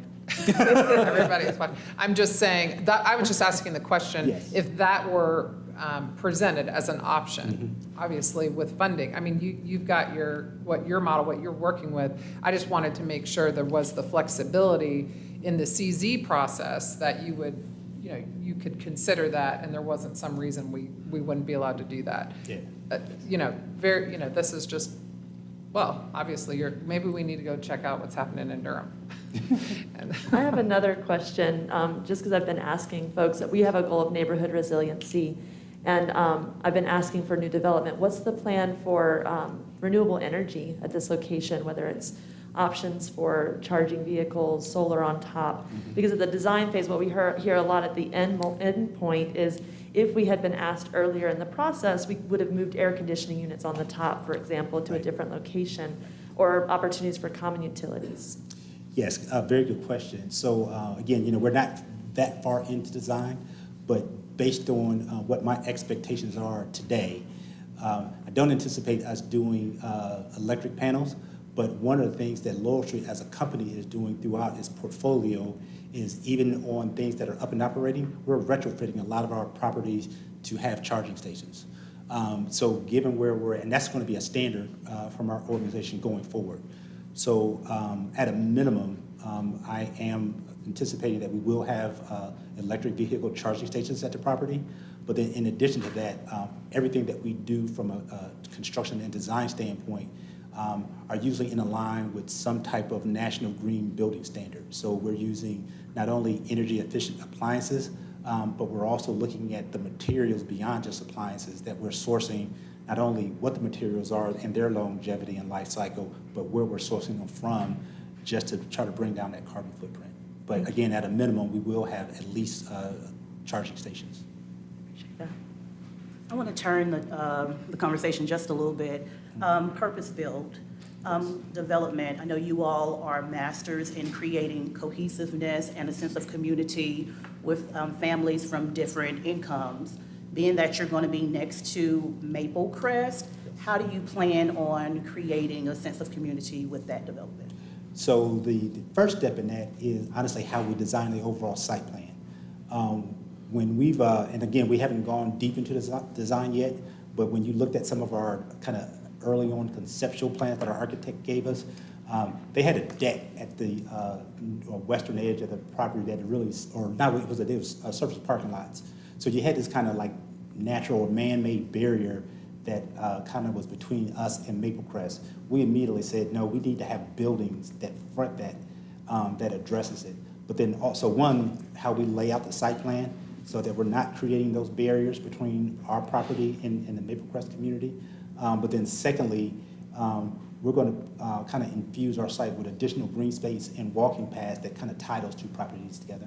And we're throwing out ideas, great ideas about It's only the use money. about the use of the commercial space. Yes. But I'm just thinking as a part of you all's toolkit and surveying the entire community and surrounding neighbors in the spirit of creating a sense of community, I'm wondering if you would survey that community and get ideas about what goes in that location. Absolutely. I don't have a question, but I want to take an opportunity to put some things in context. Something that's, on one hand, a really, really big deal, and on the other hand, not surprising. So the first thing I want to point out is if we approve this evening, this is, I believe, the very first time in Asheville that the city would have partnered with a majority Black development firm. Want to point that out. The reason it's not such a big deal is Laurel Street, quite frankly, is among the most well-credentialed firms we've ever partnered with. Deon Nelson, the president and CEO, undergrad degree from Spelman, MBA from Harvard. Yes. I should be able to stop right there. I'll go on. Ron, I believe you are a Clemson grad, and your architecture work was at the Ohio State. The Ohio State University. The university. So I just wanted to point that out. I also want to broaden the contextual analysis to show that we are making great strides in our racial equity work in particular. You recall in June, we passed what is the most racially equitable budget, again, in our city. We followed up in July, and passed strategic partnership grants to help lessen the opportunity gap. And as a result, what do we say, about 700 children will benefit from that. And as the Vice Mayor mentioned, this is a great opportunity and is particularly important because of the location, given its proximity to Lee Walker Heights, the South Side, the Easton neighborhood, and the potential plans we have for the South Slope. This is a big deal. Thank you. And I'm proud to be able to vote on this, however it goes. Very proud. I feel like that was a motion. I feel like it was too. I'll do it. Oh, and I should point out that the president and CEO is a member of Delta Sigma Theta, an accomplishment to which the Vice Mayor and I are particularly proud. But Mayor, I am ready for a motion. I move to recommend that the Asheville City Council authorize the city manager to negotiate and enter into a purchase and sales agreement with Laurel Street Residential for the development of 319 Biltmore. I'll second, Sandra. Okay, we have a motion and a second. Are there any other questions? Otherwise, we have some folks signed up for public comment on this item. Just a comment to encourage additional units and density if you can, and more commercial space, and I look forward to seeing the conditional zoning application. Absolutely. Thank you so much. Thank you. Okay, you're out of the hot seat for now. So. For now. Unless, Nikki, did you have more things you want, or you're taking down the presentation? Okay. Okay, let's see, I've got a few people. The first person's, so I've got 3 people signed up to speak unless you've got any other signups. When you speak, you have 3 minutes to speak. Watch the lights on the lectern. Green means go. That orange means you're almost done. Red means stop. So the first person signed up to speak on this item is David Moritz.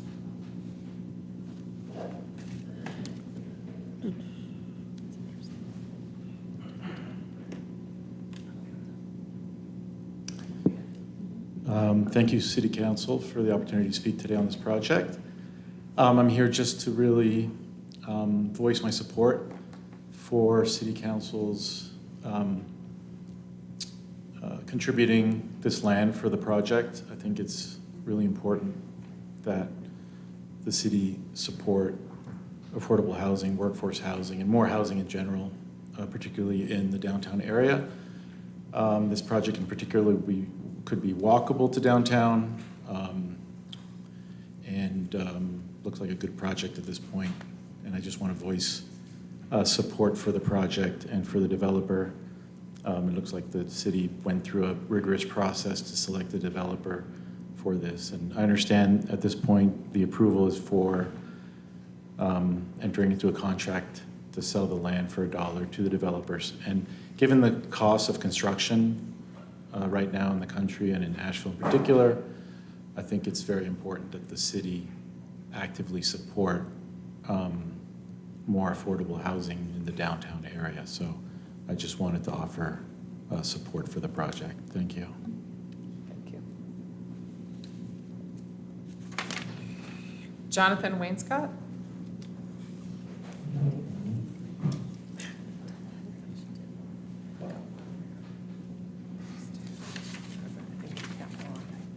Hi, my name is Jonathan Wainscott, and I'm also happy to see this project. There's a lot of good things to be said. I think it's a great use of our city dirt. And I was thrilled to see that there were some folks from Clemson. That's where I grew up, you know, and so welcome to Asheville. And it's nice to see somebody coming to Asheville with the intention of keeping it simple.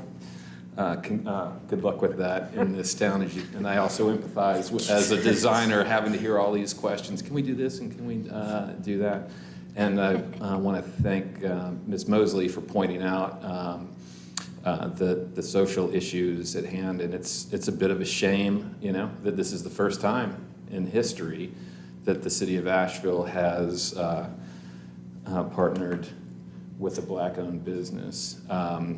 it's a shame that it's taken this long. I'm glad that it's happening. It's a female-owned business, too, in the construction industry, and just as we heard Captain Pigman earlier saying that she hoped that the young women saw what she had done as an example of what other women are capable of doing and the opportunities that are available to them. This is also a great opportunity for people to see, what's out there and what can be done. And I'm thrilled for it. And Clemson is also going through its own reparations kind of process. It's different. We're dealing with the plantation of John C. Calhoun and issues like that in Clemson, but it kind of comes full circle, and I'm just glad to see it happening, and looks great. Yeah. My grandfather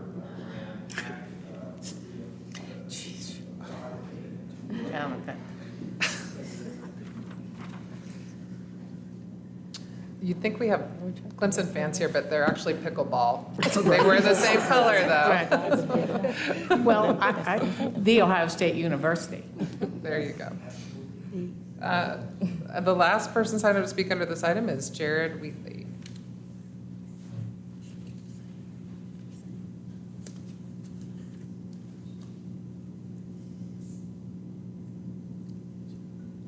Appreciate you guys giving us the chance to speak, City Council.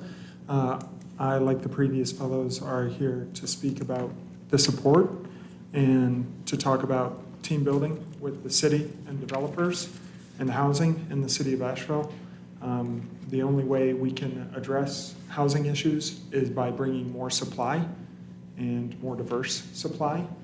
I'm a dual citizen of the Cherokee Nation as well as the United States, and equity is a big deal for Black power and red power, and I think we should stand together.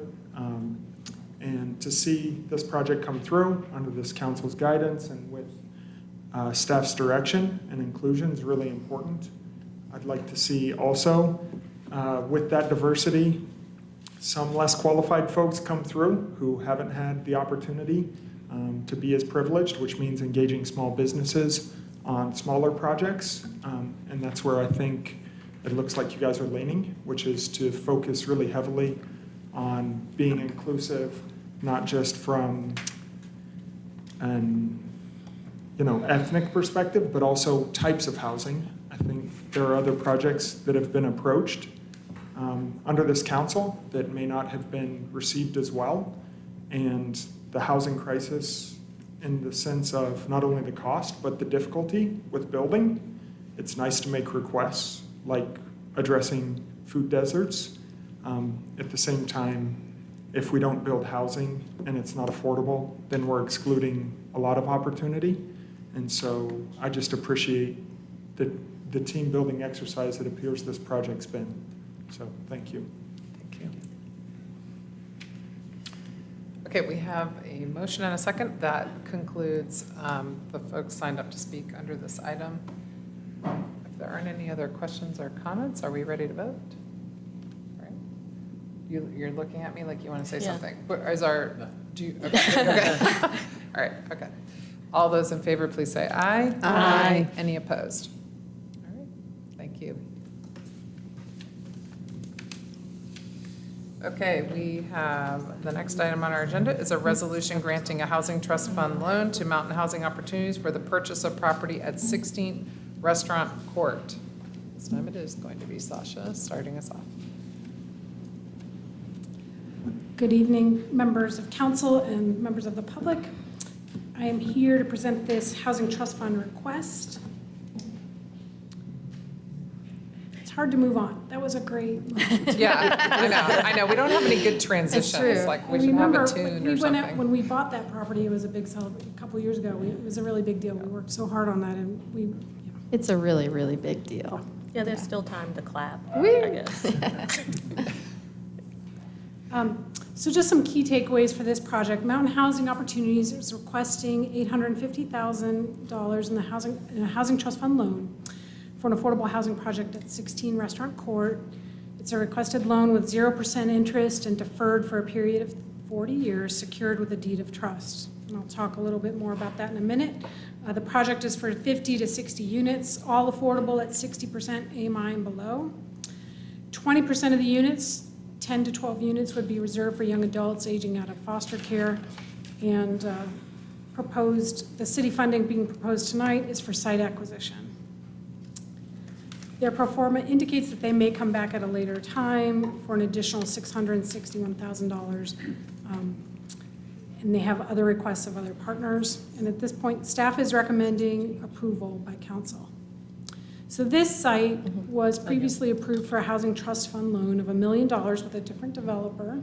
That development hasn't occurred and the city has not spent any funds, so we still have those funds. This previous funding approval would be rescinded as a part of the condition of closing on this housing trust fund loan. So this is the site. Here on the right is Tunnel Road, and that's Mountaineer Inn. I just added that label so we all know where we're talking about, and the site is here outlined in orange. And I won't repeat everything I've said, but again, 50 to 60 units right next to Tunnel Road, where there's great access to transit, jobs, grocery stores, and other retail. The site is approximately 1.31 acres, and it'll be a mix of 1 and 2 bedroom units.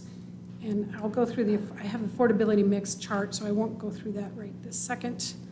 And again, 20% of the units being reserved for young adults aging out of foster care. And one thing I've learned through this process is, the National Alliance to End Homelessness has done research, and between 31 to 46% of youth exiting foster care experience homelessness by age 26. So those young adults are pretty vulnerable when they're coming out of that foster care system. So here is the income and bedroom mix. 10% of the units will be are 1 bedrooms, affordable to 30% AMI.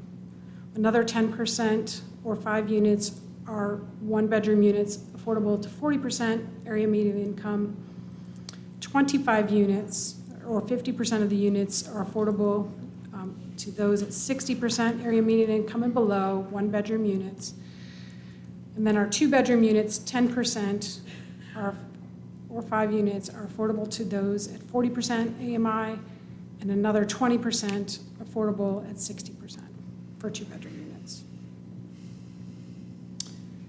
So again, MHO is requesting $850,000 to purchase the site. The city's investment would be secured with a deed of trust. Both parties have agreed on a 3-year period for construction to begin after purchase. But if they're going to apply for tax credits, and if those were approved during that 3-year period, we'd have the option to extend that another 2 years. The loan would be due at the end of 40 years, and I meant to bring.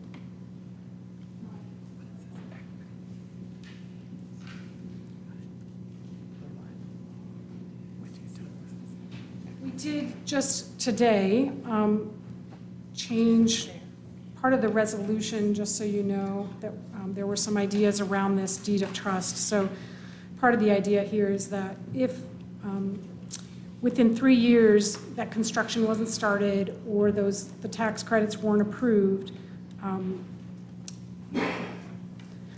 that if the property was sold, the city would get paid back. It's $850,000. And then MHO would get refunded up to $100,000 in due diligence costs that they've expended.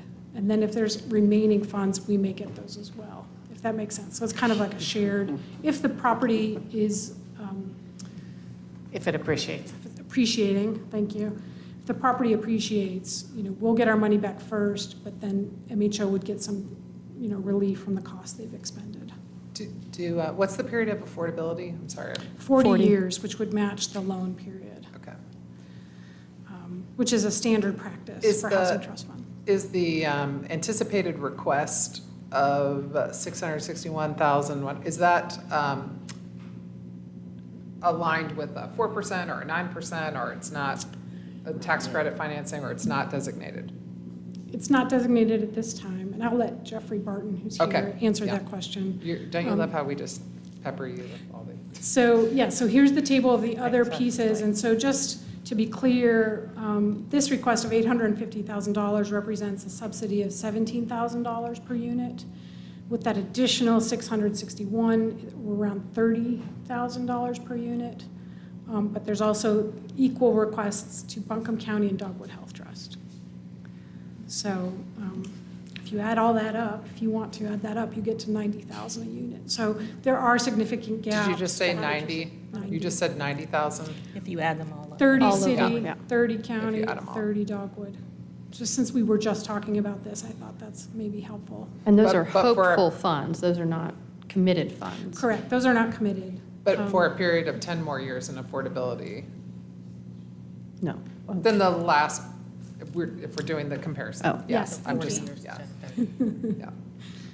Yeah. Yes, so just going with our housing trust fund policy and, analysis, this project is in a great location. Land acquisition is an eligible expense per our policy. And then I jumped ahead of myself here with the per subsidy unit with $17,000. And, this, given where we're at in costs, we believe this is a reasonable request on the per unit subsidy, especially given the advantageous location and the affordability mix. So, yes, so this slide is not as quite, we've been talking about payback. This is a repayable loan. It is deferred.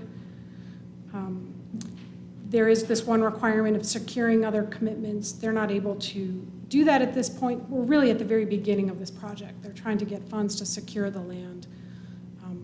So we're taking a little bit of a risk, but we also feel like we have that secured with the deed of trust and payback. Sasha, may I ask you a question? You probably said it, but I probably didn't hear it. But so you're basically saying that if we do give them the money and they buy this land, and say, for instance, they Sandra, decide- they can't hear you. You Okay, can't hear her, okay. can you? Lean into that one. Okay, so say, for instance, we do, provide the funds to buy the land, and then all of a sudden, Mountain Housing decide not to do the project, but decide to sell it to someone else. Now, do we have rights to that prior to them actually selling it to anyone? Or are they able to assign it to anyone without our input? I just want to make sure that basically, Well, if they we- sit on the land. We would have a deed of trust. We have the deed of trust. So we we'd won't- have a mortgage on it.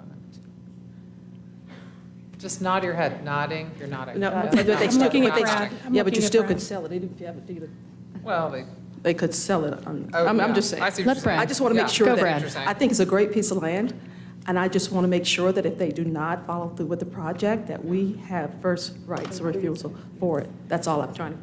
So, Councilwoman Kilgore, thank you for bringing that up. And actually, I think it's important at this point to notice what Sasha mentioned just a few minutes ago, that we did make some last-minute changes to the resolution, and perhaps this might be a good time to put that up for the public to be able to see. And this is specifically located in the 5th paragraph on the resolution. Following some additional discussions with MHO, there was agreements to deal with this particular contingency. So we already have some protections in place in this, as well as any other similar transaction. We have both deed restrictions that we file on the property to ensure that it cannot be used for anything other than affordable housing, which does a great deal to prevent any kind of sale. But we also would have in place our deed of trust, as the mayor mentioned, which would protect our subsidy interest in all of this. But what we've added in addition to this is some language that you see here in this particular paragraph, which states that even if there was no construction within the first 3-year period, MHO, according to the agreement, would have to sell the property. The city would recoup not only the original investment, which is being asked for here, but any appreciation in the property, minus only some due diligence costs up to a certain cap. So we believe those 3 measures, thanks to the agreement of MHO, allows the city a great deal of protection in that situation. Thank you. To Councilwoman Kilgore's point, though, we could add a first right if it went to sale and we wanted to buy it. I mean, to your point, it's not in the language now. Shasta, could you speak to why this project is not a good project for a Luigi application? Because we see all these around. Right. Yeah. Jeffrey will probably be better at it, but we've both, my understanding is that when you have a tax credit project, you're trying to have the highest value project you can to get the most equity from those tax credits possible. So I believe, and I have not, that, our land use incentive grant would kind of, because you're refunding taxes and have this other cash flow, that could hurt your, what we call the basis for your tax credits. So you wouldn't get as much money. You'll get more money from tax credits than you would from a Luigi. We were just having a side conversation about whether, as a nonprofit, they Yeah. pay property taxes at all, but they might put it into an entity That's that true. does have a tax, Right. property tax liability. Question for Maybe. Jeffrey. Okay, we don't, okay. Yeah. Are we gonna hear from? Yes. Does anyone else have a question for Sasha then? Okay, I just, while you guys are shifting roles, I just want to note, it's sort of interesting to me. I know we're talking about at HED, you all have been talking about going to a process where we do like bring all the applications in at one time for all of the projects, so you can kind of, which is what the county's doing now and apparently Dogwood's doing now. So you can do this sort of side-by-side comparison. And I would note, in the first project, which is super exciting and great, we are the sole subsidizer, right? And in this project, right, but I mean, they're already at a 90 or 80, however many $1,000 per unit subsidy with our subsidy. And in this one, it's projected to be around a $90,000 per unit subsidy with tax credit financing, but from many sources, not just us. So it just makes me, I just want to remember this moment, because intuitively, I feel like leveraging city-owned land into affordable housing is a great thing, but it deprives us of the opportunity to bring in partners to provide that subsidy, and it puts it solely on us. So that's how it looks anyway tonight, but I just want to think about that going forward, because we do have that strategy.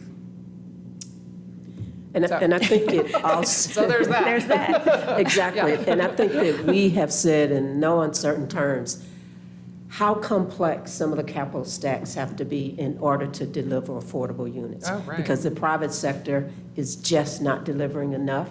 And so that means that if the public sector feels that this is truly a need for our community, unfortunately, we all have to do more. But Mayor, I totally get in terms of, our fiduciary responsibility of managing our resources, whether they're bond money or whatever source of funding, that we use those wisely and strategically. And I really do believe that that's what we are trying to do. Sure. And we are not only looking at this from the lens of the developer side, but we are actually enhancing our technical expertise. I think Nikki just hired someone who we think has truly the background that will be needed to review and assess these kinds of deals. So we're sharpening our ability to truly get a lot more efficient and hopefully be more impactful and deliver more units that is much needed. Well, I mean, I will say, and I think that's really good that we're going to get that level of detail, because this is very difficult. I mean, we're basically being asked to evaluate the private development market and make decisions about it when, that's not necessarily any one person's area of expertise. But I am noticing, though, that if we have to buy the land, if we have to pay $5.3 million, that is a different cost to folks than if we have a piece of land that's been owned by the city for, however long. And, obviously land in our city is now cost. Anyway, that's a very expensive way to get to that end if we're purchasing the land. So I just note that we have some projects in our pipeline that involve land that's been on the city's books for a really long time. I don't know how we calculate that subsidy in those situations, but just something to. Well, I knew you were going to say that. I want to echo your point, though, about kind of streamlining the process, because I think what we're seeing is that to achieve the greater affordability that we so desperately need and the amount of it, we're going to need partnerships. So the more that we can tie into the timelines and align with the community partners that are also doing this work, like Dogwood Health Trust or Buncombe County, if we can get in the same cycle, then we're not going to be in situations like this where there's additional risk because this project needs $3.1 million from other funders who haven't even been approached yet. But if we were all on the same timeline, those more of those things would be known, we could be more effective perhaps. It's almost like we need like a three part meet, you know, with all three entities hearing the presentations at the same time, but. Absolutely, maybe HCD can follow up on that.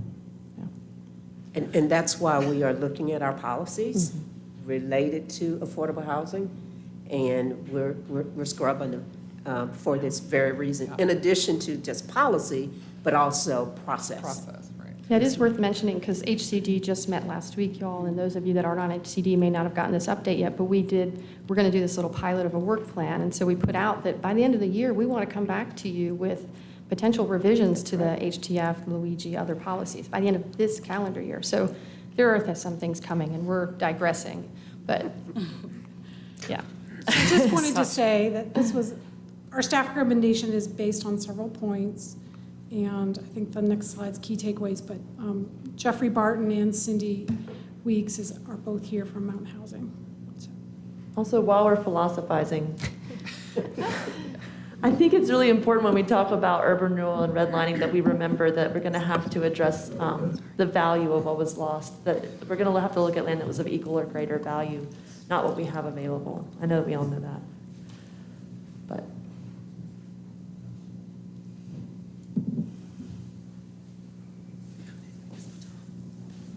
Oh, you have the tall person. Yeah, try just, I feel like we need an extension on that or something. Oh. Thank you, Mayor, Vice Mayor, and council members for having us here today to entertain this request. My name is Jeffrey Barton. I'm with Mountain Housing Opportunities, and I'm the Director of Real Estate Development there.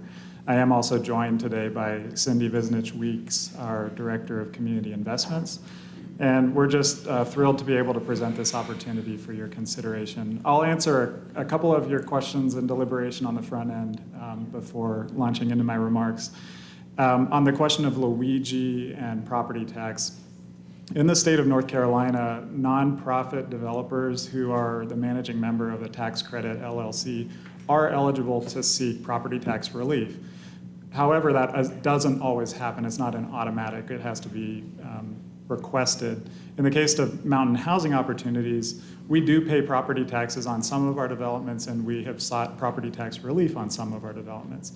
So when it comes to the Luigi policy, when you're imputing the value of a Luigi based on future property tax of the completed development, it doesn't really create much value to really, frankly, any tax credit development because the property taxes naturally will be lower on a tax credit development, even by a for-profit developer. So that's, some of the complexity in a tax credit developer using the Luigi program that the city has.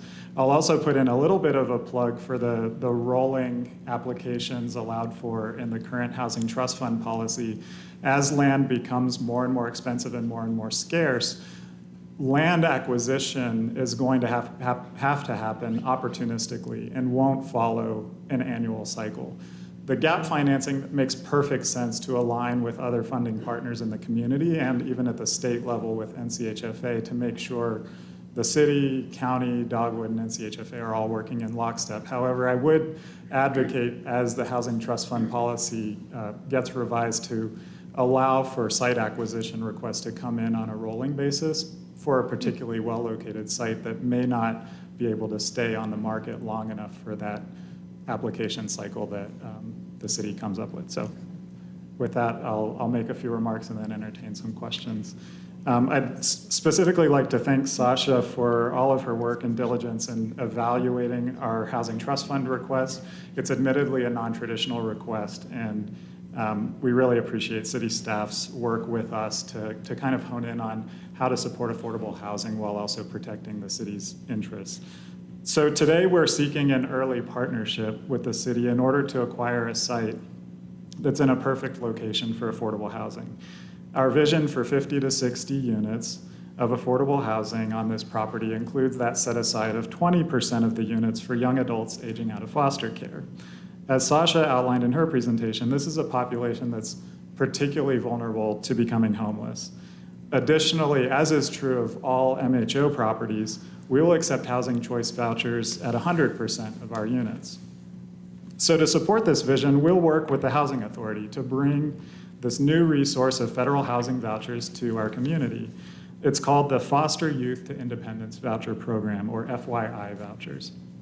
We have letters of support from both the Housing Authority and Buncombe County DHHS for this initiative. And as our full development plans come together, we will be identifying other community partners who can come in and provide the support services. It's actually a requirement of the FYI voucher program. Our ultimate goal is to provide housing as a platform for this vulnerable population to succeed. And we'll need your support to make that happen. This site, as you see on the screen, it's served by transit with a bus stop on Tunnel Road. It's a 1/10 of a mile from this site. It's close to many service sector jobs, groceries, and other retail establishments. And our proposal to build affordable housing on this site aligns with many city priorities, including the recently adopted Tunnel Road Corridor Study, which envisions a greater mix of uses than is currently existing on Tunnel Road.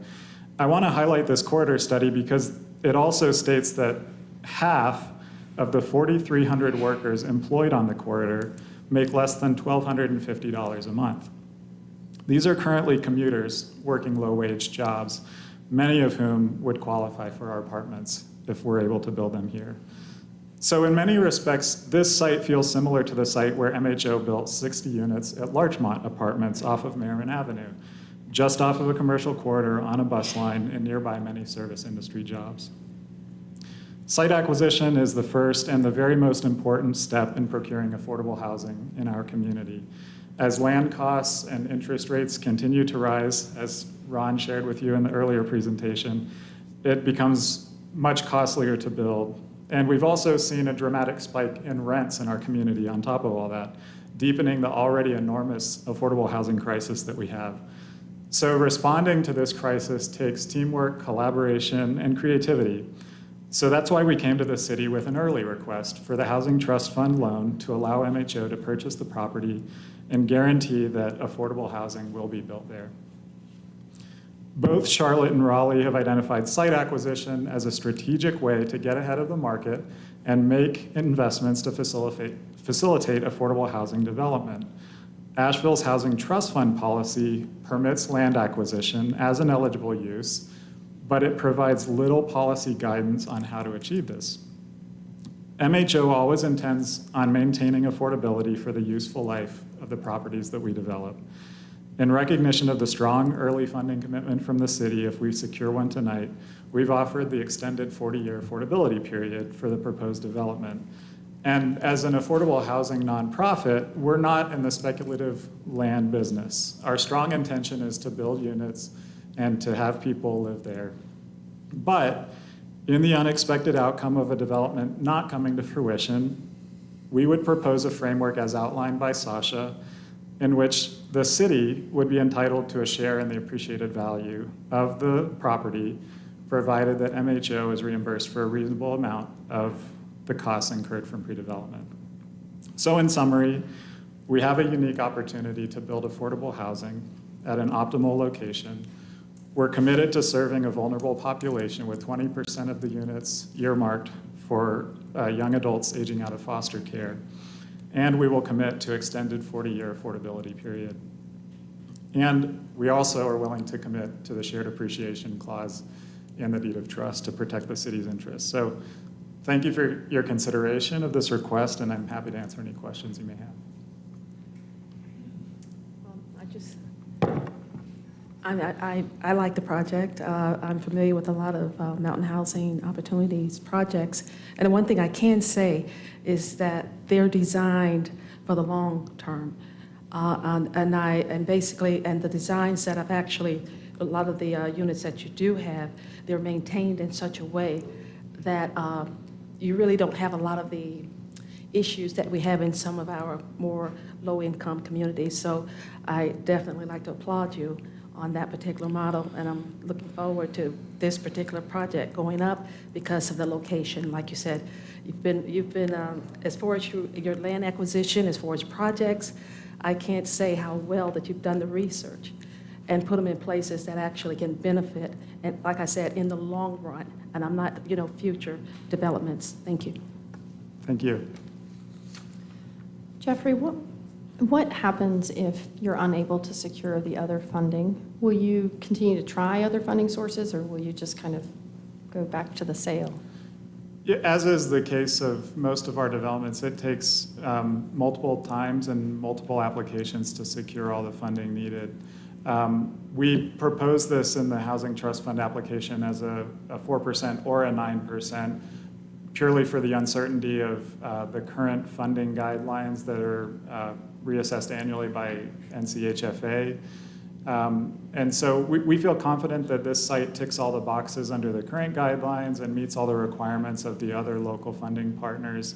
We obviously aren't coming with those commitments in hand because we're asking for site acquisition funds. But yeah, we have a track record of going cycle after cycle until all the funding is secured to build the development, and we would treat this site no differently.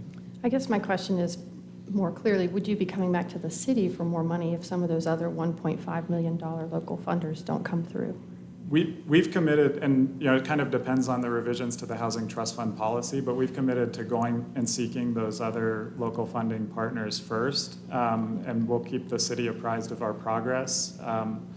If it becomes kind of a limited window and the deadlines don't align, I can't promise that we wouldn't come to the city before we have every other piece of the funding picture lined up. But it's our strong intention to go seek other funding before we come back for that final gap piece. Thank you. I think some of what you've been highlighting tonight, too, is speaking to a policy we don't yet have. Like when 319 Biltmore came to us, we had to develop a land disposition policy. But we don't have a land acquisition policy, which maybe, to your point, some of these gap financing and the rolling annual application is appropriate, but maybe we need a different policy for this kind of situation.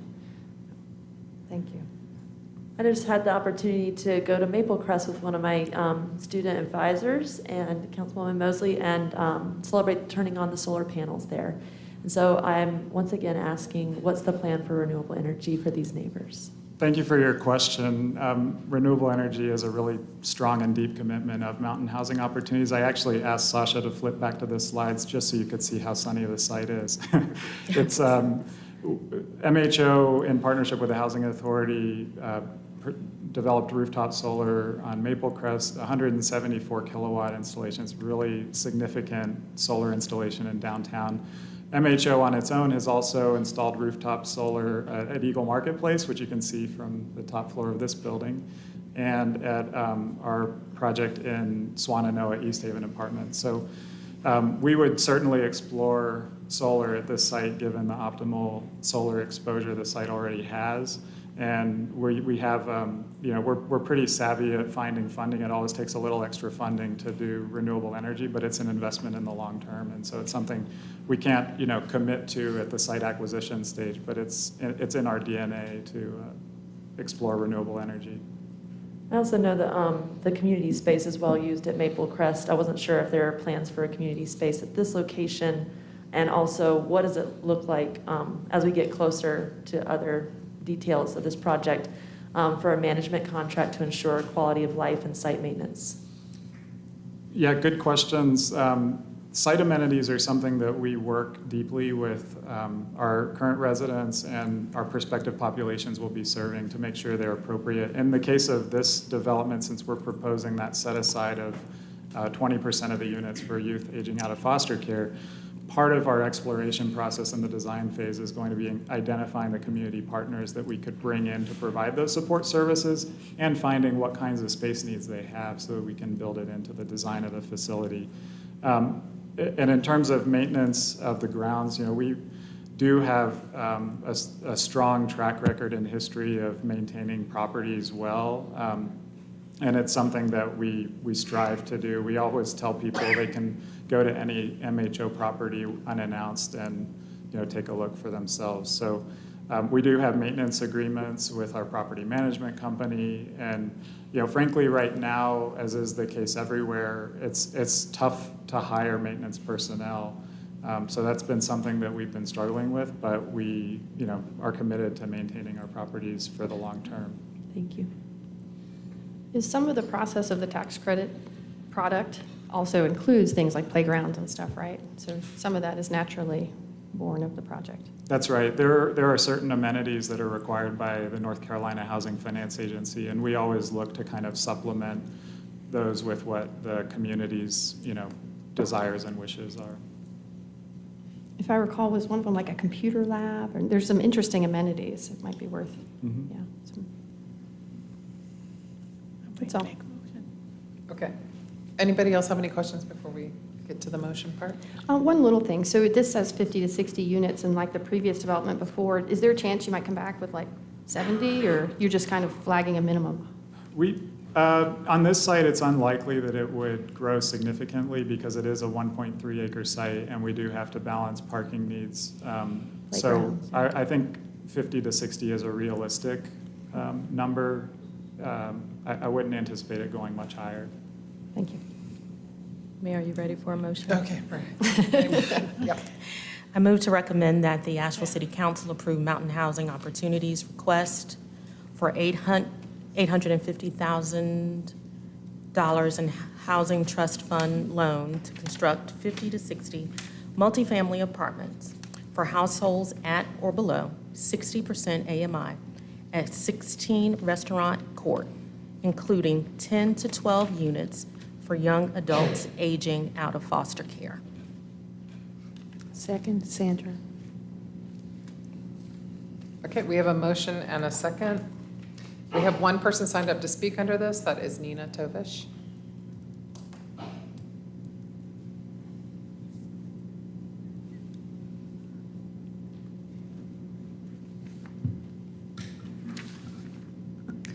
Thank you, Council. I had the privilege of first encountering the details of this project when attending virtually the housing HCD group who was sending it on. And at that time, I had some concerns about this project, namely that the funding process seemed kind of rickety, and there was a question about whether, in fact, the loan would be paid back at the end of 40 years. And there was a lot of stuff that seemed to be up in the air. I'm delighted to say that after seeing the emendations to the deed of trust clause, I think this now represents a much less risky proposition, and in fact, is exactly how Housing Trust Fund money ought to be used. This is a leveraging of land purchase for the creation of what can really be described as quite deeply affordable housing, and for a particularly vulnerable group to benefit from. This seems like a win all the way around. If for any reason it doesn't make it through the funding process, the city has an opportunity to recoup its funds in a timely manner. I'm totally gung-ho for this, so I hope you will pass it. Thank you. Thank you. Okay, that's, okay, we've reached the end of this. All right, are we ready to vote? Ready? Okay, all those in favor, please say aye. Aye. Any opposed?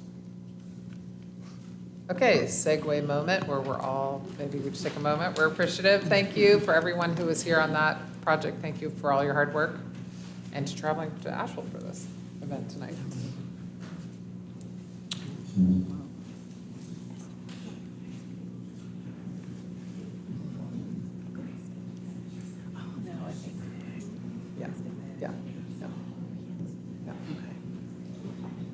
Okay, we've got one item left on our agenda, but it's important, and I'm going to turn it over to the Vice Mayor to handle the boards and commissions item.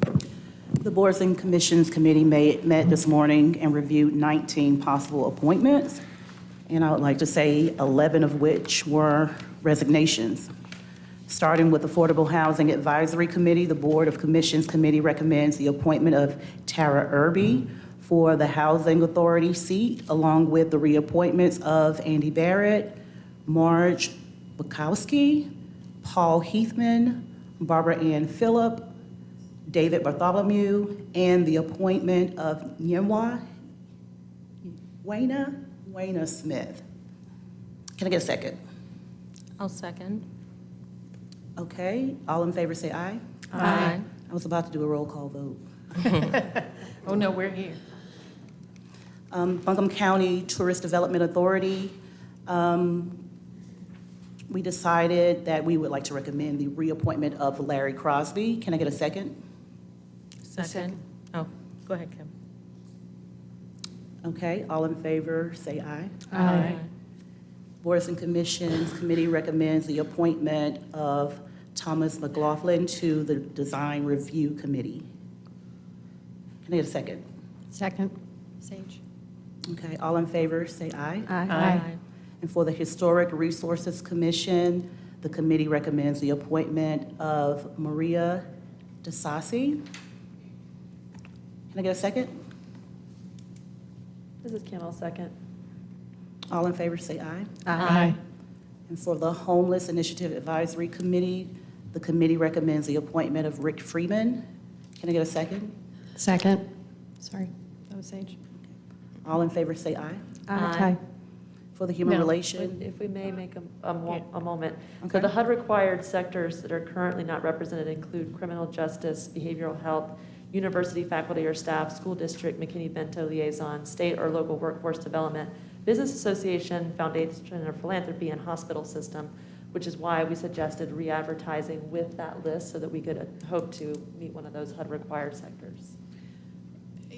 And I'm not in favor on this one because Mr. Freeman is active on another board, and it's our policy that, we try to have people only participate on one board at a time. And I'm unclear what his particular unique skill set is relative to HIAC. So. okay. Well, they can sit on two boards. Yeah, you can serve on two. You can Because serve we have- on that's two. been our- I've served on two I've for served on many. two. But we were trying to phase out of that. In the Oh. interest of full disclosure, there is also someone else this evening who will be on two boards, correct? Wayna Smith, she'll be on HRCA, and she had a strong recommendation from the Affordable Housing Advisory Committee. Also, we'll point out that the nominating committee from HIAC is the one who recommended the appointment based on neighborhood outreach and connectivity. Yeah, this is the president of the Coalition of Asheville Neighborhoods, yeah. And he's on the neighborhood. And very, very active. He's on NAC too, on the neighborhood advisory. If there's been a movement to only serve on one board or commission, I'm not aware of that. Well, I think that he's on the Noise Advisory Board, not NAC. okay. Oh, NAB, sorry. Okay. All right.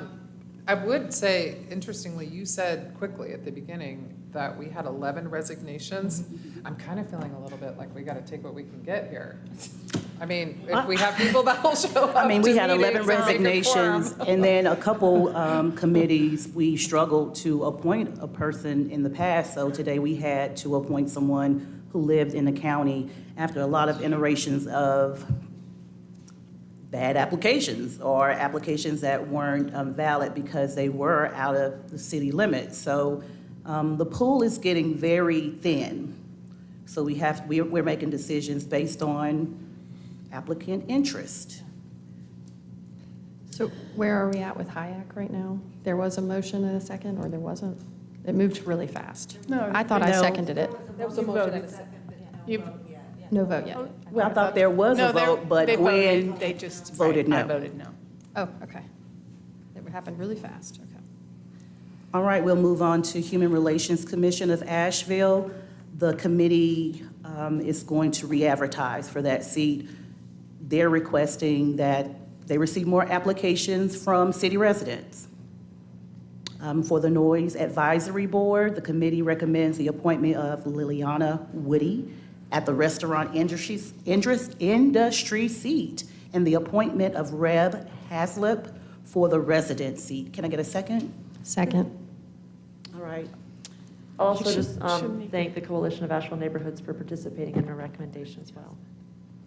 And I thought I saw in the notes, this was one of the boards that had significant resignations. Right? Just an interesting point, because it's a new one. You just missed. Vice Mayor, did you do Board of Adjustment? Wait, we I'm gotta going to do vote. Board Yeah, of, we're gonna vote we're going on to do the vote. And Gwen brought to my attention that I skipped Board of Adjustments, but I have to call the vote on the last one. Yeah. So all in favor, say aye. Aye. Okay, going to Board of Adjustment. The committee recommends the appointment of Elliott Smith. Can I get a second? Second, Sandra. Okay, all in favor, say aye. Aye. And that's it. Okay. Phew, you're fast. That's good. Okay, we have a number of people that are signed up to speak this evening under public comment. Does anybody need a break, or are we gonna just keep going? We'll keep going. How many public comments? A bunch. An hour? Yeah. Maybe, almost Maybe an hour. quick break? Do we want to, okay. We can do a quick break, but first, I think a lot of folks here might be here to talk about the plastics ban, and I would like our manager to give us just a brief, kind of where that's at, so you know that. Thank Take you, it away. Mayor. Thank you, yeah. We delayed the governance committee meeting in which this agenda item was going to be on that council committee agenda. The next meeting will be September the 13th, I believe, of governance committee. And at that time, this will be on that particular agenda. Now, either 2:30 or 3 p.m., but it'll be in the afternoon. Yeah, I'm not certain of the time. Yeah, we had to find out. And I apologize for not having that information. So this would be Stacy's recommendation to move forward with their 2:30 is what I'm recommendation. hearing. I'm sorry, Mayor. 2:30 is what I'm hearing.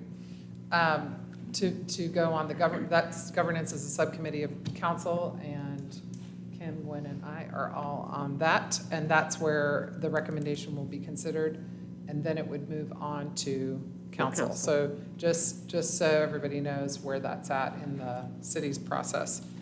The other item was the Biltmore Avenue bike lane proposal. Seems like there's been a little bit of confusion around that. If you could, we did do a press release to try to clarify the status of that project, but I asked the city manager to just add a few words to that since it seems to be a little confusing. Sure. Just want to clarify that this is a delay, which means that the city will not capitalize on the repaving project that's underway, but please hear me clearly. Multimodal transportation options is a key city policy. Complete streets for all users. This gives us a little bit of a break in order for us to go back, do a little bit more analysis and assessment, and we're not giving up on a bike lane.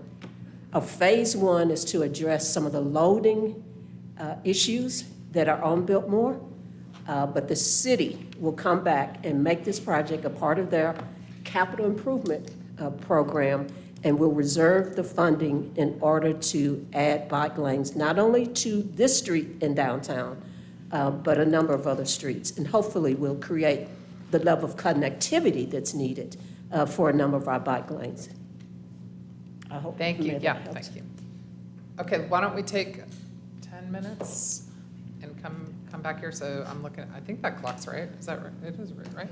Yes, so 7:35. Back here. Okay, we're recessed.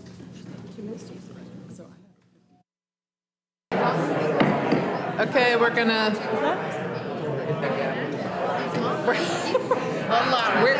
Okay, folks, we're live. Woo! Hello. Okay. Yes. Yeah. I did that. I got 3 boys. All right. I can do this. Okay. Thanks. All that was captured on air. We are live. Here we are back at City Hall. We are resuming our city council meeting, and we're to the portion of our agenda where we are taking public comment and informal discussion. That's what we call it. And again, speakers, you will have 3 minutes to speak. Watch the light on your lecterns, and I am going to try to let you know who is speaking and who is on deck so you can prepare.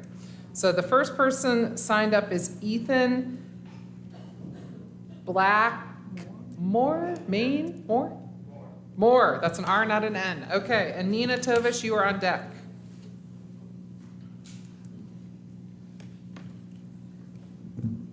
Good evening, Mayor, Vice Mayor, and Council. I appreciate your attention for a couple minutes. Also, I want to say I am sorry about all the turnover. I work with governments all over the U.S., and I keep hearing the same thing from everyone, that turnover is a big pain, so apologize that you have to go through it. Surprisingly, I'm actually not here to talk about plastics. I just wanted to talk briefly about some of the development that's going on around the city. It was obviously a big topic of the night. In RAD specifically, I know that area is going to be undergoing some heavy development. There's almost 500 new units going up in a couple of apartment buildings there.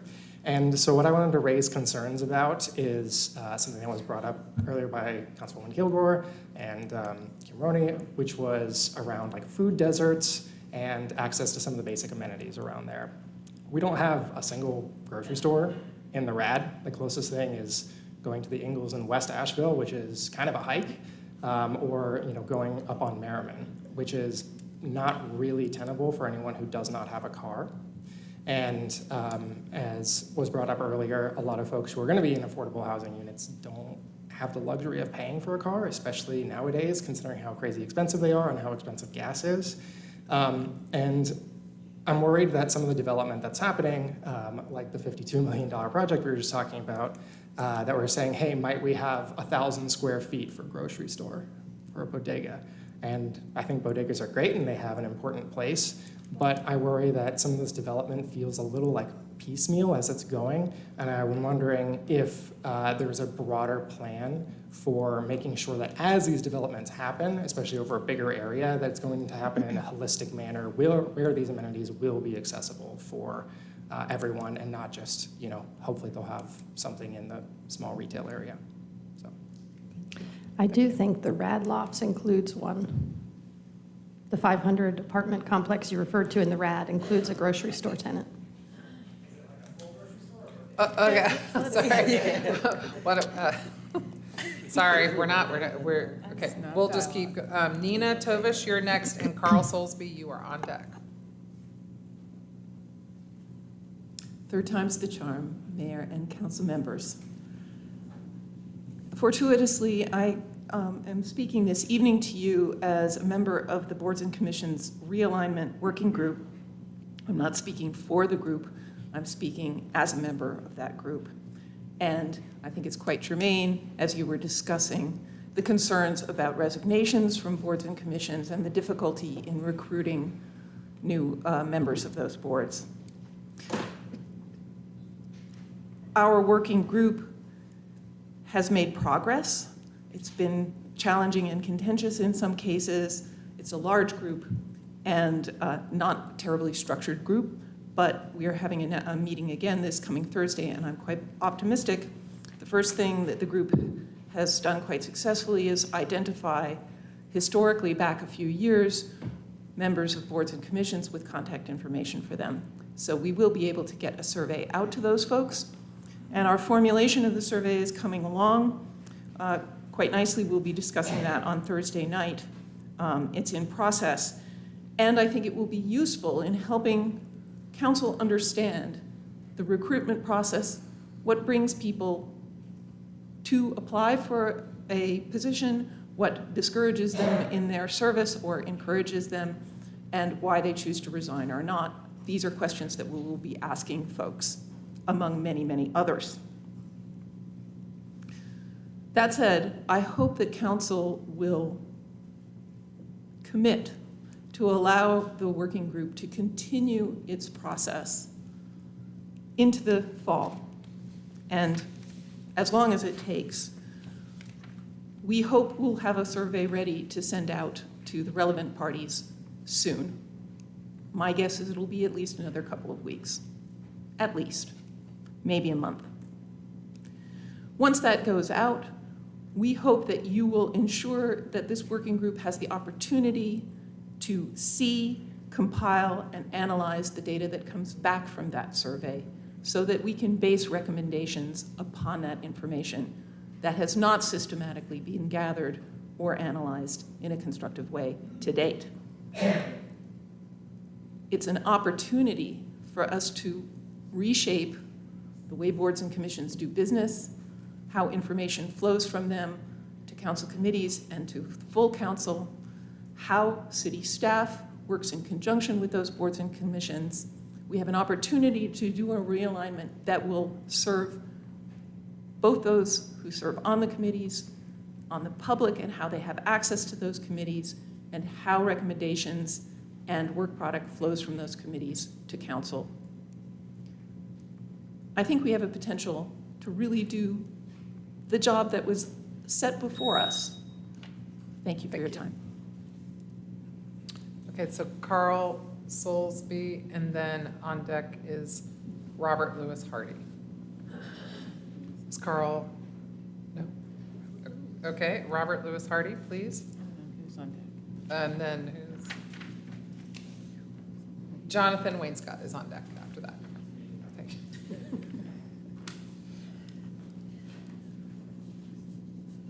First, I give all praise, honor, and glory. Sorry about that. It happens all the time. I'm used to it.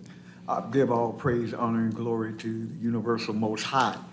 I didn't try to come here to slip this purview of prevailing disorder. What I came here to do is hand to Campbell, here's your thing, and this is the survey that you're trying to reinvent the wheel over that you said you lost. The city recognizes transparency important to good government and stand behind its record of providing access to public records. I will pursue your protocol. This is the last time I'll be up here on this matter because I'll just take it to the public. As far as affordable housing is concerned, there can be no affordable housing unless there's a unilateral living wage. Affordable housing is not low-income housing. That's deceptive terminology. It does no one good. I am not your judge, and I am not here to condemn you. All I'm here to do is, as Ezekiel said, I'm selfish. I'm trying to save me. He says, warn them. Chronicles 2:7-14 says, if my people who are given by my name would act and commit to seeing my face and turn around, then I may save them. But you can't do, the definition of doing the same thing and expecting different results is what? And that's how I wrote my letter. Put question marks on it. I didn't want anybody to say I was being inflammatory toward them. I defined the terminology. So we'll go forward. And as I said again, your own actions and inactions will prove me wrong. All right. Excuse me. I'm sorry, Mr. Hardy? Mr. Hardy? Mr. Hardy? Use your, Sandra, are you? No, it's not that. Your mic. Okay. If it's possible, could you stick around after council? I'd like to speak with you. I waited. I can wait a little longer. Thank you. Okay, Jonathan Wainscott, and then next is David Kelly. Nobody's ever asked me to stick around. Yeah. Oh, why? Don't get your feelings hurt, Jonathan. Go ahead, ask him to stick around. My name is Jonathan Wainscott, and I want to thank you for punting the South Slope Vision thingamajig down the road a little bit because it kind of came pulled up from the past, it seems. It was put together several years ago, and then it was kind of forgotten about. And I was looking through it just doing kind of a cursory look at it. And it seemed like it was odd to me, you know, what we understand to be the south slope is Cox Avenue and Ashland Avenue and Biltmore. And then I saw that there are these two lobes sticking off of it. It's like kind of almost looks gerrymandered in a way. And those two lobes are Aston Park, which is at the top of the South French Broad neighborhood. And then Memorial Stadium and McCormick Field is considered that now. And it just kind of has this air of, you know, the South Slope being kind of like, we kind of like that, and we're going to take it from this other neighborhood. You know, the South French Broad neighborhood with Aston Park, and then, you know, Memorial Stadium and McCormick Field, which has always been part of the East End neighborhood, is now kind of the new South Slope, which is only 10 years old. And there's a bunch of other things in there that I'll be more than happy to debunk in a couple months. You know, it said that 43% of the respondents to this survey lived in or near the area, which means 57% of the respondents don't live in or near the area. It's a pretty big difference between 57 and 43. I'm sure that Esther would love to, you know, defeat Kim Roney by 57% to 43. Just little things, you know, like there's a lot of things to parse out in this whole situation. I'm looking forward to doing that, and I'll have more time to put together a fantastic PowerPoint presentation for you, maybe brush up on my Photoshop skills, and I look forward to entertaining Gwen on her way out. Don't worry, Gwen, I've got something really special planned for I can hardly wait. you know? So yeah, make sure that you're here every single time, otherwise I'll have to track you down. And it's just great to see everybody once again, and I'm really afraid that you're gonna sell the building. What's going on? Like we gotta get rid of this place? You're like hiring a consultant to break us the bad news and say we can't have this We love fabulous this building place. anymore, because that'll make me a little upset. You know? Yes, sir. We So love this I will see you guys in a month or so and see what else happens, and looking forward to it. I have And maybe five you more guys can get rid of meetings. this, you know, 1992 office max podium and get something nice in here, all right? All right. Facilities upgrade. Upgrade. Hopefully it's a Model T and not the Pinto. It's David Kelly, and then next up is Henry Gargan.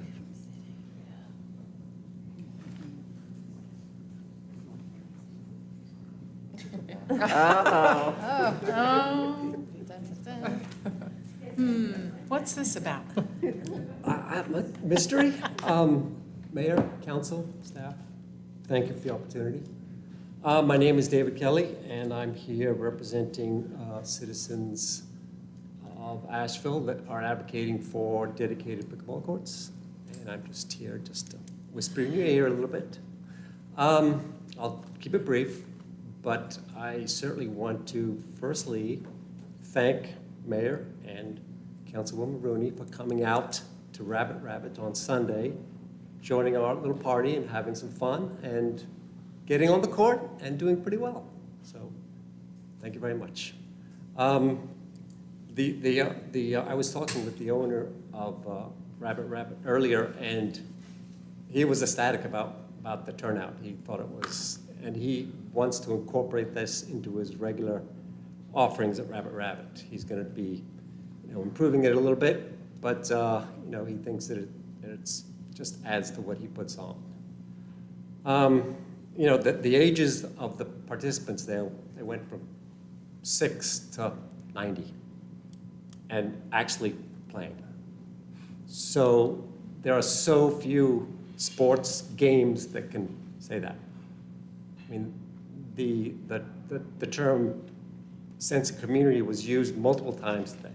I mean, pickleball is community in action. It is accessible, so accessible to everybody, with no barriers. It's joyful. It is just a participatory action.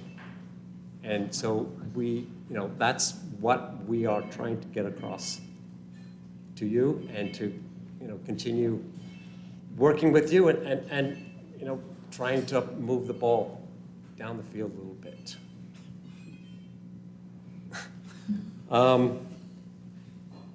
So using that community again, I really I want to just make one solid proposal tonight, that working with Parks and Rec, and, you know, perhaps with your support, that we try to offer a series program in our rec centers wherever we can, city facilities that brings the youth into this as a vital component. The age of pickleball is dropping dramatically, but I think there's still plenty of opportunity there. So that's my one kind of solid thought that I want you to go away with, and we will supply the bodies. We just need a little bit of organization. Thank you. I don't have much else to say. I will just kind of end on a bit of a sober note. Wait, your time's up. Time's up. But thank you. Until next time. Until next Thank time. you. No sober note. Thank you. Henry Gargan, and then on deck is Marty Terry Purdy.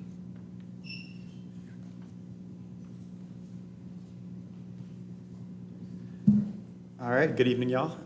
My name is Henry Gargan. I'm an attorney with the Southern Environmental Law Center, and I'm, I think, the first of many people here tonight to speak on the plastic pollution reduction ordinance that's come out of SACE and that'll be before y'all shortly, or at least before the governance committee. So I appreciate staff, city manager, framing the issue for y'all. I'll just use my time to briefly frame the issue a little further. As y'all may know, the ordinance that came out of SACE proposes a ban on plastic bags, a ban on polystyrene, otherwise known as styrofoam, and the option for businesses to adopt a 10-cent fee on paper bags, although we may still push for that to be a mandatory portion of the ordinance. I want to make just two broad points today because I know my time is limited. First, just to note that any aspects of the ordinance you may have questions or concerns about, there's been so much work put into this over years, not just by us. And when I say us, I mean the coalition that I'm here with as a member of, Plastics Free WNC, but by my old law school, the law school clinic that I was part of, by folks around the state, by folks around the country, folks around the world. Like all good legislation, the ordinance that you'll be considering, the committee will be considering, did not spring out of thin air. It has been thoughtfully considered. It is not something that you would be sticking your neck out on. It is something that has been done in cities, towns, states, counties, all around the country, including the South. And it is something that folks have had a lot of success with. And it's something that other cities in this state, including Durham, Boone, Chapel Hill, are actively considering. So you are not alone. I know that environmental causes are close to the heart of many of you. And so I feel this way too. I imagine that doing something this small can feel especially small given the magnitude of the challenges we face. But I think the point I want to make tonight is that if we can't do the easy stuff, and this really is the easy stuff, it becomes so much harder to imagine doing the hard stuff. So I know the people of Asheville, the people of North Carolina, people around the country look to Asheville, to you as leaders of this city, to do things like this, to be bold, to push the ball forward, to be the first movers. And I really hope that y'all can be that for us. So I hope that we have, and I know we will have more opportunities to discuss this. I know there are many behind me who will have a lot more to say, but I'm just wanted to say I'm looking forward to it. If you have any questions, I am sure we have answers. So thank you so much, and it's great to be here. Okay, Marty Terry Purdy, and then on deck is Lori Miller.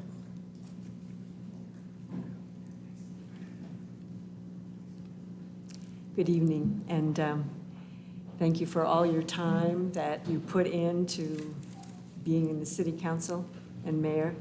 My name is Marty Terry Purdy, and I live in Haw Creek, and I've been in Asheville for 29 years. And I just admire this town in so many ways with its forward actions in the things that we're talking about. And I'm going to talk about plastic bag, the single-use plastic bag that you're going to consider in the future. It happened to me. I used to put my plastic bags at Ingalls in a big box, and I found out that they weren't ever really recycled. Like, plastic bags can't be recycled, and they're used so many. It's like 100 billion plastic bags every year are used, and it takes 12 million barrels of oil to produce. And those bags are produced in areas that are low income, and I've seen documentaries about these places where people have to live and breathe these horrible fumes where these plastic bags are being produced. And I just want to be the beginning. I would love Asheville to be the first town in the state to push this through. And if could you stand up if you're here to? So we have a few people that are interested in this, and I'm really glad it's going to be on the docket. And thank you so much. Thank you. Lori Miller and then Jean Franklin.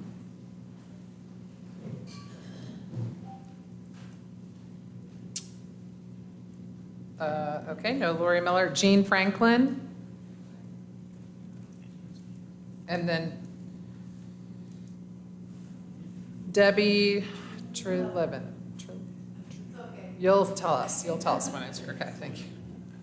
Hello, and thanks for your time. My name is Jean Franklin. I'm on the Earth Care Committee at my church and am working hard as a senior citizen on environmental issues.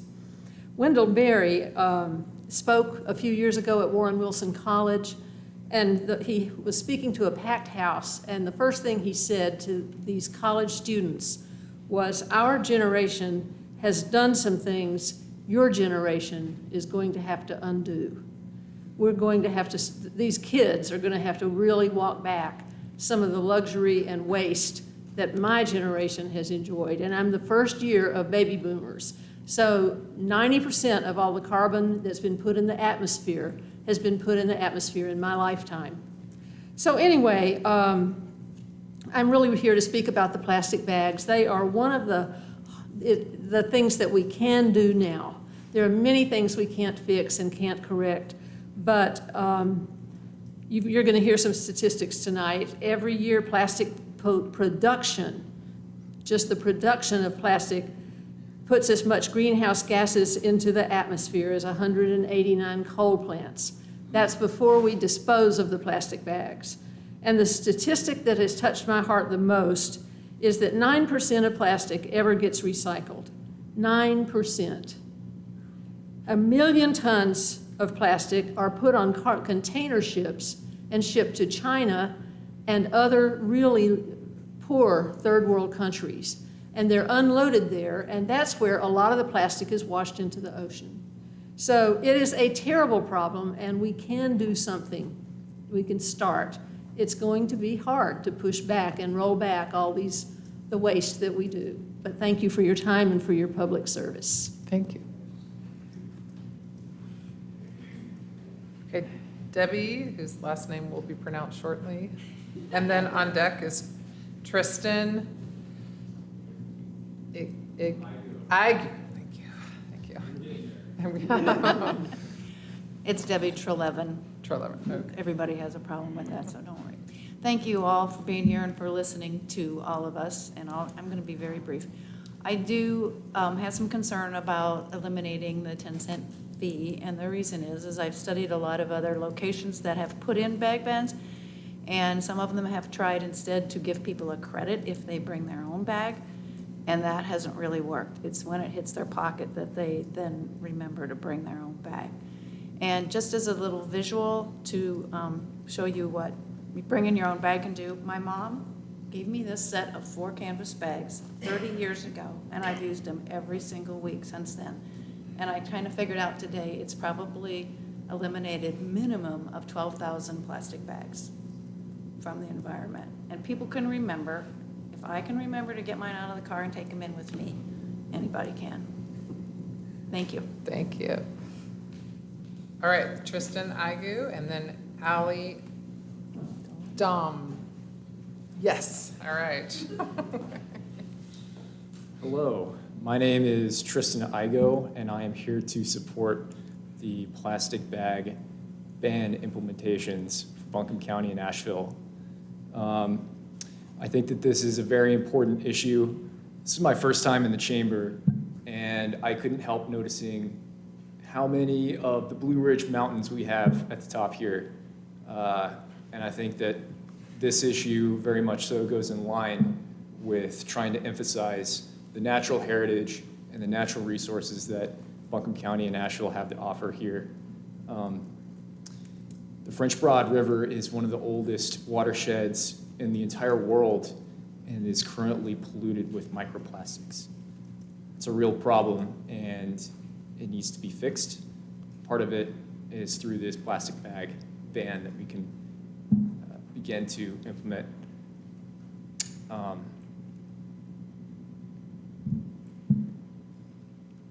Yeah, that's all I have to say. Thank you. Thank you. Thank you. Okay, Ali Dom, and then Jane Lapping. Hi, my name is Ali Dom. I'm a 20-year-old student at UNC Asheville, and I'm here today to express my support for a ban on single-use plastic bags and styrofoam products in the city of Asheville. I'm a student of the Environmental Studies Department and a climate and environmental leader on campus as the co-coordinator for the UNCA Sunrise Hub and an employee of our Student Environmental Center. Asheville is a place I consider my second home, and I treat it with the same care and concern as I do my hometown. These plastic products are full of carcinogens and harmful additives that leach into the food we eat, the water we drink, and the ground we walk on when they touch our food or are littered into our environment and left to break down into microplastics. As aforementioned, the French Broad is already filled with microplastics, and the average human consumes about a credit card's worth of microplastics weekly. They're in our bloodstreams and the air we breathe. The production of these plastics is also responsible for a massive amount of pollution and carbon emissions, and is estimated to be set to overtake the emissions of coal plants in the United States by 2030. As a young person already witnessing and experiencing the impacts of plastic pollution and climate change on the world my generation is inheriting, I urge you to act now to ban these single-use plastics. You have the opportunity to be a leader within our state in action on this issue. It's an opportunity you should take. Thank you. Thank you. Okay, now Jane, I think it's an A, lapping? I'm sorry, you can't That's read my okay. handwriting. That's all right. It's Jane Laping. Laping. Okay, next on deck is going to be Hartwell Carson. And I want to thank all of you for staying so late to hear our comments. When I first moved to Asheville, I was really taken by the plastic bags that I saw in trees and in our rivers and blowing down the roadways. And I thought, a plastic bag ban should be a really easy thing to pass in Asheville because we live in such a beautiful area. So many people are committed to the environment. But nothing happened, and I didn't do anything. Now, 14 years later, I am part of the plastic-free WNC, and like all of you, I care about equity, and so I took on the task of looking at the equity aspects of this proposed plastic bag ban. And I would like to be able to tell you in 2 minutes what I have found. So what I did was, and I had people working with me, it wasn't just me. What we did is we looked at organizations that serve the unhoused and the low-income people, and we surveyed and interviewed them as well as, and there were 21 organizations, and then we also interviewed individuals, 20 individuals who were from those communities. And what we found was that the organizations in particular supported the bag ban, but they realized the challenges that would be involved in instituting it. The individuals had some very specific comments. The first one, so I get an extra 30 seconds, right? Sorry. Sorry. The individuals. We're having crazy fun time. Jane, you started, you recognize Sorry, that they I'm sorry. recognize the Start over. challenges. I apologize. I don't know what. Maybe start at recognize the challenges. Oh, okay. Yeah, so the organizations were supportive of the plastic bag ban, but they recognized that there would be challenges implementing it. And then the individuals had some very specific comments that they made. The first one being that 10 cents is too much for an unhoused person. and that they needed to be provided reusable bags at free of charge. And they had specific requests about these bags. They wanted them to be waterproof, to have handles, that they would close to keep the rain out, and that they would fold up small. So Plastic Free WNC is looking at funding for purchasing those bags, and possibly the city would be interested in helping with that. But I do hope that when this comes up to a vote, that all of you will go ahead and approve it. I think there have been some really good comments supporting why we should do this, especially since we are Asheville. Thank you. Thank you. And after Hartwell is Corey McVeigh. Hey, I'm Hartwell Carson. I'm your French Broad River keeper. We were not smart enough to wear plastic bags on our heads, but I think you can see there's overwhelming support for this type of action in Asheville. And luckily for us, there's been almost 400 local governments across the country that have taken action on plastic. So we were really behind the curve, but the good news is we've learned a tremendous amount from those local governments.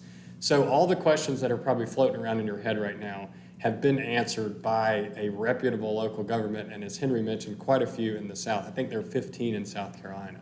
So if you have concerns, please do reach out to us, because this may be the first time we're showing up to council, but it's by no means the first time that we have dug deep into the questions, and we think we have all the answers necessary to make this important decisions. But I thank you guys, because you guys have been very receptive, listening to us, meeting with us. We've taken a lot of your time, a lot of Brad's time, and we're looking forward to see it move forward. I know that this seems like, out of the million things that you have to do, that this seems somewhat out of left field, but I want to tie it together, because most people think that when we're talking about plastic bags and styrofoam, we're just talking about trash in our waterways or trash along our roadways. But it's much bigger than that.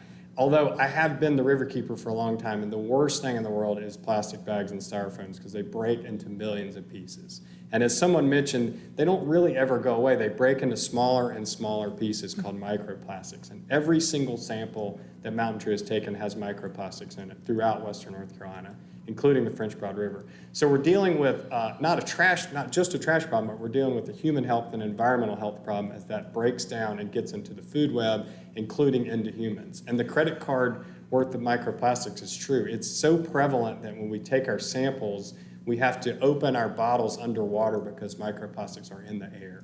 So it's human health, it's environmental health, but it also directly ties into your climate objectives, which were mentioned before. Plastic is really seen as plan B for the oil companies. They recognize that as we move away from gasoline and in cars, that they have to meet that demand somewhere else. And they've been very successful doing it with plastics, and we're hoping this type of action can curb that going forward. And it is also directly an equity objective that you guys have prioritized. You know, whenever our communications folks are like, we need a good picture of plastics to put in the newsletter, we go down to Nasty Branch. It is full of plastics, historic African-American neighborhood, but also those plastics are manufactured in the cancer alleys of our country, and as they were mentioned, they're shipped across seas and dumped in our oceans and dumped on poor countries. So it is much bigger than just the visual aspect of trash along our rivers and our roadways. And so I appreciate you guys' time and appreciate you guys moving the ball forward. And we look forward to hearing from you if you have any questions or concerns. Thank you. Corey McVeigh. Thank you. Hi, yes. My name is Corey McVeigh. I'm 22 and I'm a student at UNC Asheville. I have grown up in these Blue Ridge Mountains that someone earlier pointed are all across this room and are such a pivotal point of this area. I now am a resident of the city and a student in this area, and I think that this issue, as some people have mentioned, might seem fairly small, but is an easy win for our future and all of us here today, and especially myself and the younger generations coming in the future. As Hartwell just mentioned, microplastics are polluting our local environment, streams, lakes, oceans, and more, and Mountain True has found samples of microplastics in all of the water systems in the area, including the French Broad River. Plastics are so ingrained in our society and commerce that it's difficult for the individual to make the switch away from plastic on their own, and this would very much support that switch and remove plastic bags and styrofoam from the waste stream, start to remove those. It won't be an immediate change, but this will definitely be a huge move in the right direction. The North Carolina Solid Waste Management Act mandates that the city of Asheville and other local governments, quote, address deficiencies and protect human health and the environment, end quote. Microplastics are incredibly harmful to the environment and human health, as was also mentioned earlier. Their samples have been found in humans, and that is also an incredible danger to our health. And it's, of utmost importance that we support our environment and our own health and work to do all the things that we can, such as in passing this. And I really hope that you take the time to look at it and listen to all the people here in support. And I appreciate you all staying and listening to our comments tonight. Thank you. Thank you. That is the last person we had signed up to speak under public comment. And so You've got, I think I see Roy. So we're not, so, yeah, we're asking people to sign up so that we're following our process and procedure. I'm sorry, Mr. Harris. So, just to reiterate, the plastics ban will be coming to the governance committee on September 12th at probably 2:30. 13th at 2:30. Oh, 13th. Sorry.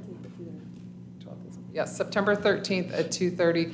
And I believe the format of that meeting will be virtual, so make attendance a little bit easier for folks. And then from there, it would go to council, back to council. So just in terms of the next steps. I just wanted to make a point about plastics that was brought up tonight. You can still recycle plastic bags at a couple of grocery store chains in town. They are, in fact, recycled to make into composite boards. That doesn't address the fossil fuels that are used in the production of them, or that not all of them end up being recycled. I just wanted to make sure that folks know they can still recycle them. Okay, with that, we are adjourned.